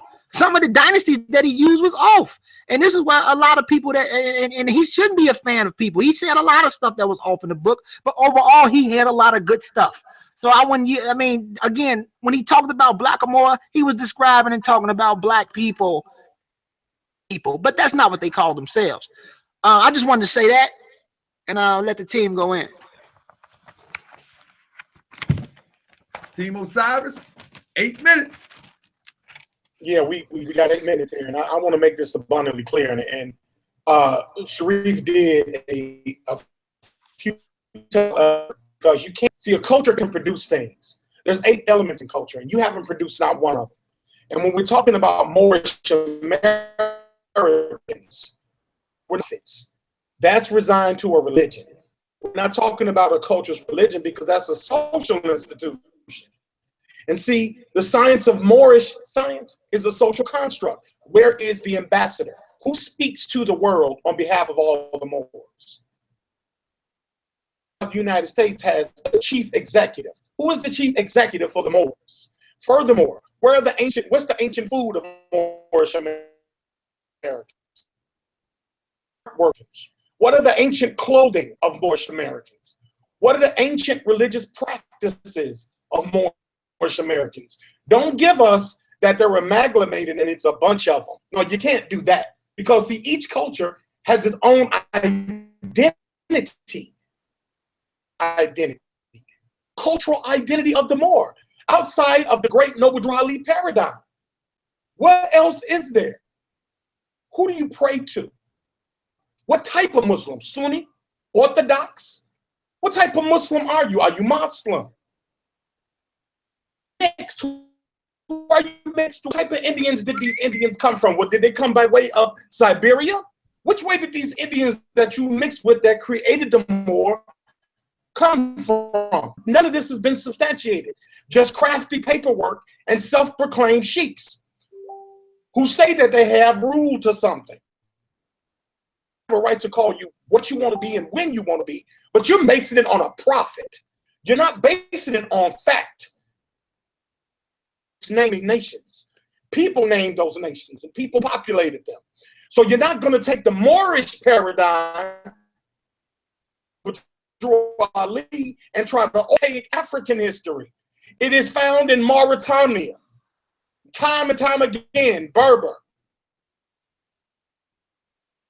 region of Northern Africa, in some mixtures of Chad, coming from the Punic Wars, being called back Greeks and Romans and Phoenicians. You use terms like Moabite from the Bible. You use biblical terms and try to overlay them into history. No fact on that. Even be it an Akan, originally being in Guinea and then moving southern, the Akan never called themselves Moors. You will not see the account of any Akan calling themselves a Moor because the language phylum doesn't allow it. The closest tie is Semitic, which you find in northeastern Africa, going into the Semitic people of Afro-Asiatic descension, which gives way to Arabic and even Galilean in the Bible. Religious. None of them stand hold today in 2017 in this political forecast that we see today. You can stand on Capitol Hill and claim rights to any group of people, mind you, even create a bond for a group of people. Bond number. Who do you trade with, import, export? Do you talk to Mugabe? Who recognizes you in Africa? Do the Mauritanians call you Moorish? Where is it registered? It's a nice try. And it sounds good and it feels good, but it ain't good. Because to this day, what have the Moroccans done for the Americans? When have the Moroccans come and aided the Moorish Americans here with all the strife and everything that goes on in this country? Help. When you go to jail unwillingly, where is your consulate post? Where does it sit? Who is the registrar? Where are your embassies across the world, such as America, Russia, China, India? Where are your magistrates to show and prove who you are, instead of archaic cryptic paperwork that only you can find on the internet? Where are your chiefs that give baptismal records of blood ties to the Moor? The Comanche, the Apache, all have baptismal records. Where are yours, Moors? Feel good information. This is about facts. This is about hard data. This is not about dressing a certain way and talking a certain way. Brother Ishmael-Bey, who I respect gratefully and dearly, where's your fez? Why does Brother Sharif his avatar have a fez on and you don't? Where is the cognate there? Why does Brother Anael-Bey have the Moorish national flag that's incorporated by Noble Drew Ali? Ishmael-Bey, there is no cognate to what you call a nation, because all of you don't have your stuff together. All of you are not walking and talking the same. Everybody has a different story and a different ending. You took bits of information and molded it together under Americana, because this was the only nation you would be allowed to do that. And doing what you're doing now. Try filing paperwork in Uganda. Try filing paperwork in Nigeria. Where to get you? Here in America, where is your flag? How can you have a flag within a flag? The flag is the United States flag of America. Where is your Moorish passport? Don't call yourself a Moorish national. The term national does not apply when you travel. Right? Well, ask the famous Roth when he couldn't come home because he used the term Bey and tried to use a world passport about being a Moor, because they held him primary data to a place he was born as an American, because they called you're an American. He couldn't prove it. He couldn't, and they held him. So enough of the games. It's time it's about being unified and moving forward. Prove it. Give me a Moorish diet. Give me a Moorish art. Give me a Moorish clothing. Give me a Moorish language. We talk, not language phylum. Don't claim the Semitic tie. Don't talk about being in the Levant. Show me where the Moorish people are today, yesterday, and the day before. Don't make up things that are not true, because we see you. Okay, we got our 10 minutes there. Brother, I appreciate you. And with that, we're going to bring this to a close with the Moorish brothers. I appreciate, I felt like I was listening to Anael-Bey for a minute. I'm going to tell you the truth. I felt like I was listening to Anael-Bey for a minute. My brother Khonzu was fired up. I got to give him that. Peace and love with that one. Brother Ishmael-Bey or Brother Sharif, I'm going to give, I have to, because y'all got a closing, I hope they don't oppose this. Y'all got a closing remark because they had an opening and they just had a 10. And so I think it's only fair that you have 5 minutes. I don't know if y'all want to add 5 minutes, but I'm going to let it go. If they oppose. That's up to Ngozi. That's the 5 is up to them. I just said that because they had a closing y'all had an opening introduction, and they supposed to get the closing, but they also get the last rebuttal. So it's kind of a little shaky with that. But nevertheless, let's just go. If we have a problem with it, let me know, Ngozi. We can rebuttal it. We can rebuttal it. I mean, we can let them go, hear what they got to say. You said we get 5 minutes after that, right? We could get extended 5 minutes. Right here. This is it right here. This is supposed to be it right here. Okay, that's cool. But we get our last 15 minutes, right? They got that extended opening, so we get the extended closing, right? Yeah. But it goes. You know we family, right? Oh, you know we always can do this again, right? On another topic or something. Yeah, you already know. Yes, sir. We'll keep going, bro. Yeah. Absolutely. So let's not just try to wrap this up at one time, because I hope we can do this every so often. I think this was a beautiful thing that just happened, man. I mean, everybody was going in. So with that, the Moors, let's go. Let's got the first brother that talk. Yes, sir. I'm gonna start the clock. I believe that's we're gonna roll with. Yes, sir. All right. All right, first things first, I want to say to my brother, I salute you, brother Khonzu. What's really interesting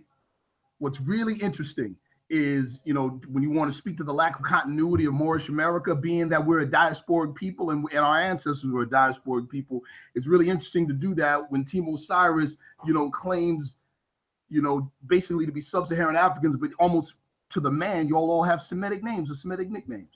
But anyway, once again, you know, somebody's ignorance ain't our burden. It really, really isn't. So when you speak to, for instance, when you mentioned the whole thing of proving Moorish American nationality, proving things like cultural hereditaments, first and foremost, we know we're American citizens. Let's just make that plain right now for everybody.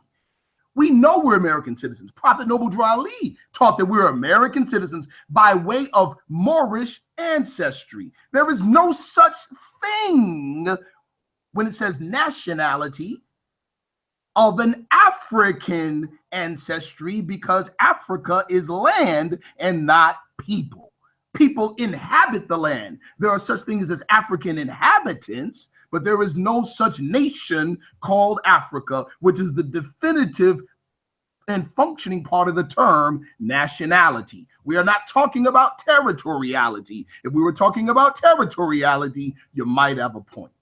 But nationality relates to nativity or nation, as the brother Ngozi said, and there is no such thing as a nation called Africa.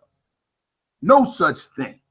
Now, during the time of our enslavement, there was an empire called the Moroccan Empire, and it's just a historical fact that the areas in question that were involved with the transatlantic slave trade, or us being victims of that, were under control by the Moroccan Empire.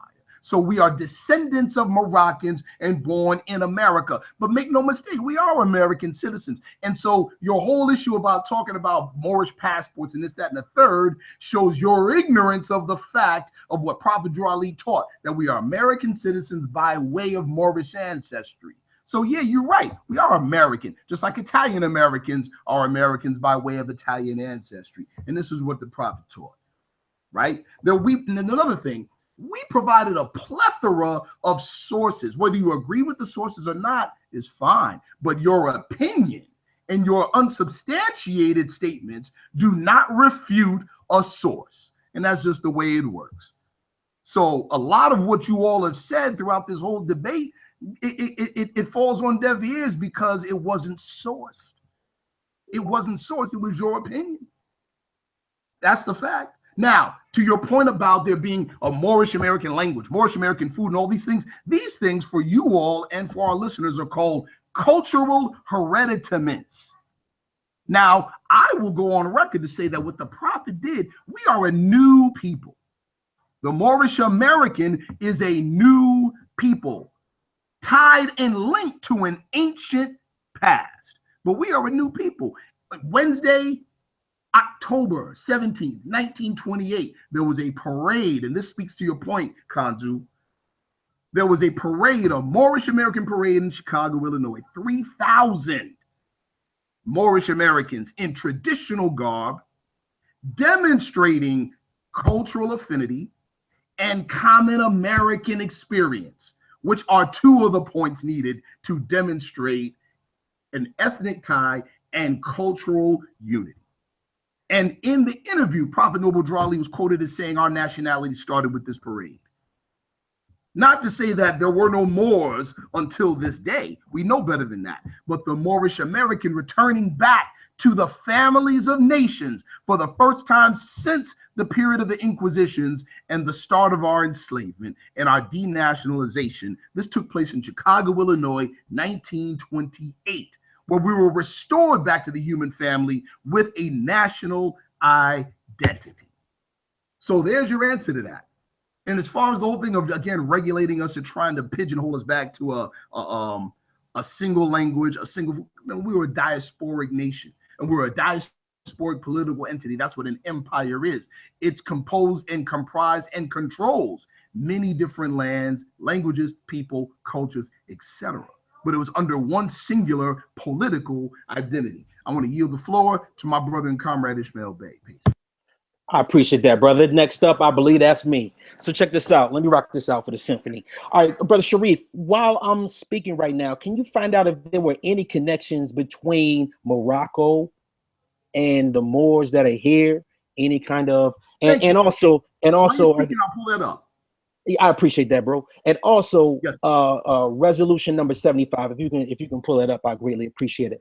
Got you, absolutely, brother Taharka Bey. Can you please pull up number 7, please? Number 7, because this is the confusion of what this mentality is doing, the slave-like mentality, and what's being perpetrated on the people today. So if we look at number 7, right there, what that is again, we saw the email from Dr. Set. This is from the book that he gave me permission to use. So it's page 182.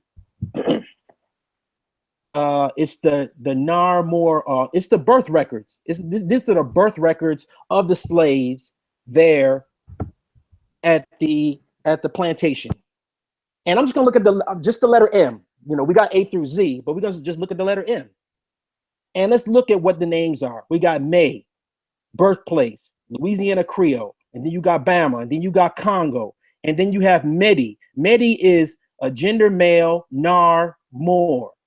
And then you have member from the Congo and the Manding. The reason why I'm bringing all this up is because these people that are opposing the Moorish identity are trying to convince you that Moors aren't an ethnic group any more ethnic than any of these other people that you're seeing right now. So how is it that one slave is from the Congo, another one is telling you that they're Moor, but yet these people here are trying to convince you that the Moors are supposed to be erased? They're trying to delete the Moorish existence, but yet they acknowledge that the Congo is there as a birthplace. So let's look at another one. We go to another one. Mericeti, birthplace, Manding, and then you have Bamana, and then you have Medalo, birthplace, Moor, Nar, and then you have another one underneath that, Jamaica. So in other words, how is it that they're cherry picking the existence of human beings? One person can be from Jamaica, but if another person says that they're Moor, you're just supposed to ignore that.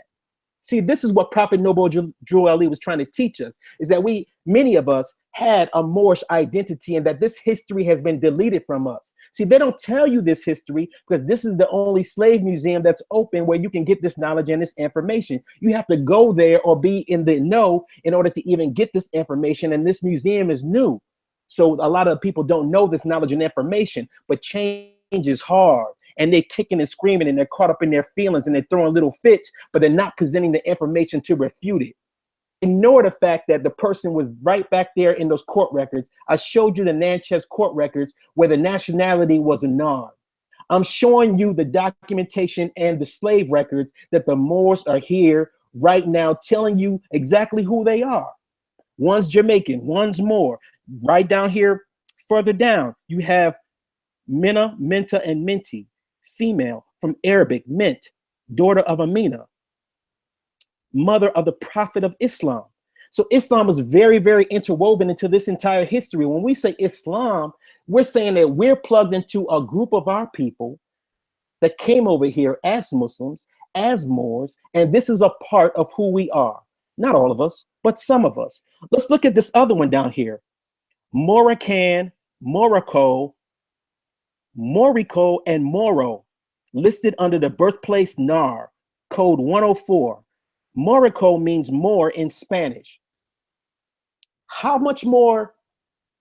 See, this is irrefutable facts here. This is not opinion and screaming and trying to throw out insults and slander shit. See, this is scholarship over slander shit. That's why we destroy it every single time. We have the facts, we have the data, and we are standing on the teachings of Prophet Noble Drew Ali, and we are taking this home. So, Brother Sharif, do you have that information, brother?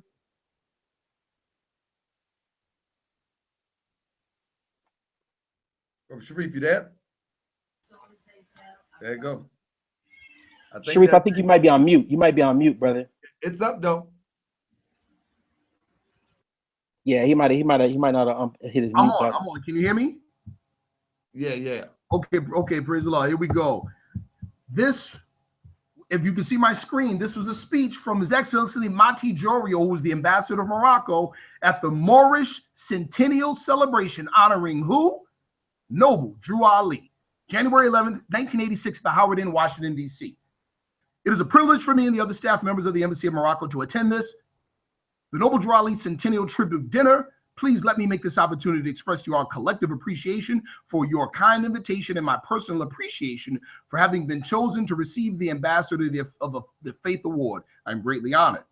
It is also a pleasure for us to be in the company of such distinguished guests as those here tonight and to be taking part in such a joyous celebration. We are happy to bring you all greetings from His Majesty King Hassan II and the people of Morocco. By now, I've been made well aware of your devotion to strengthening the ties linking the Moorish American community to Morocco. Morocco, for its part, welcomes your interest and your work for a better understanding between us. I would like for you to know that your efforts have not gone unnoticed. Your initiative is to be both respected and encouraged. As to us, we in turn have every intention of doing all possible to make our relationship a vibrant and a special one. But for that goal to be met, we must also look to the future. We cannot limit ourselves to considering just the historical aspects of our relationship, thereby believing that good relations between us are a matter of fate. Rather, we should understand our cooperation to be a living entity able to grow and open the future. It is here that we begin to recognize the importance of our children's role. Whatever advances we make, it is our children who will have to follow through. Morocco is awaiting your proposals. We are pleased and proud to have the Moorish community as one of the bridges between Morocco and the United States as a new voice in the network of our long-standing relationship. Thank you. Courtesy of the Embassy of the Kingdom of Morocco. And that's for those of you all that say that there is no recognition from Morocco regarding our people here in America. Here's the next link. Where are we at? Can you all see this?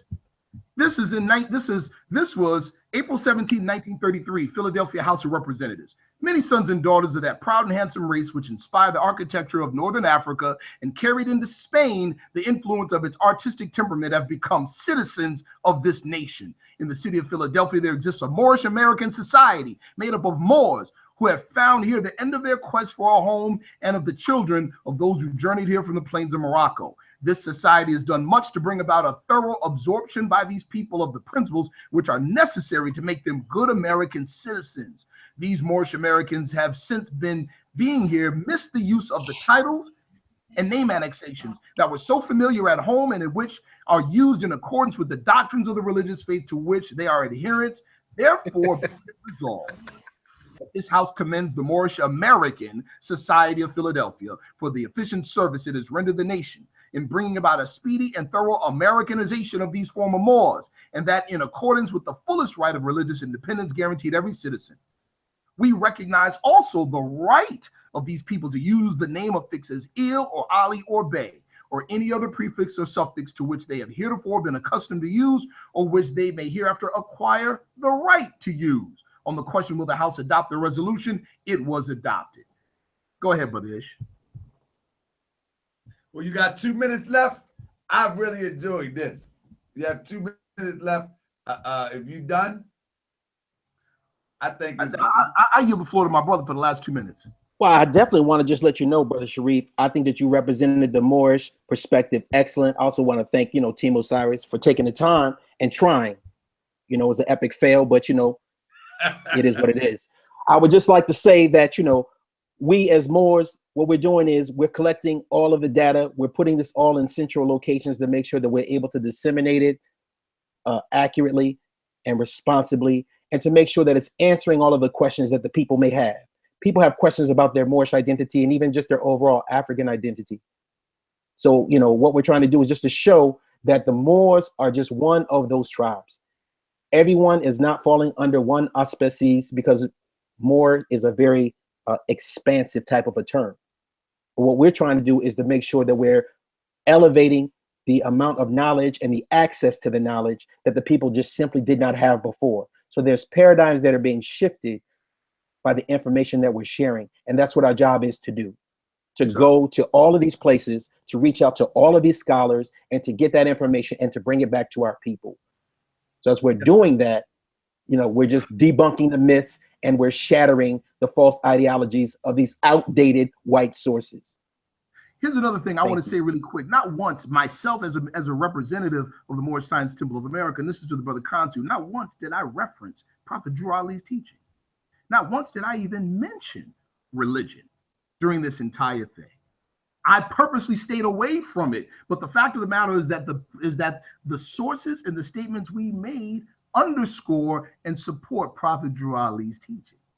And that's the bottom line. We did that on purpose. So those were red herrings you brought up about, oh, it's all religion and Noble Drew Ali, this and that. I didn't even bring up the Prophet Drew Ali. So look, that's time. That's time.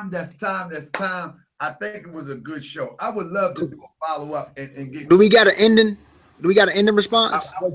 I would love. That's it, brother. But I tell you what, I would love for y'all to come up on here tomorrow for maybe an hour, hour and a half, and let the audience come at y'all both sides, maybe one or two. I don't care. The thing is that was just how it was set up.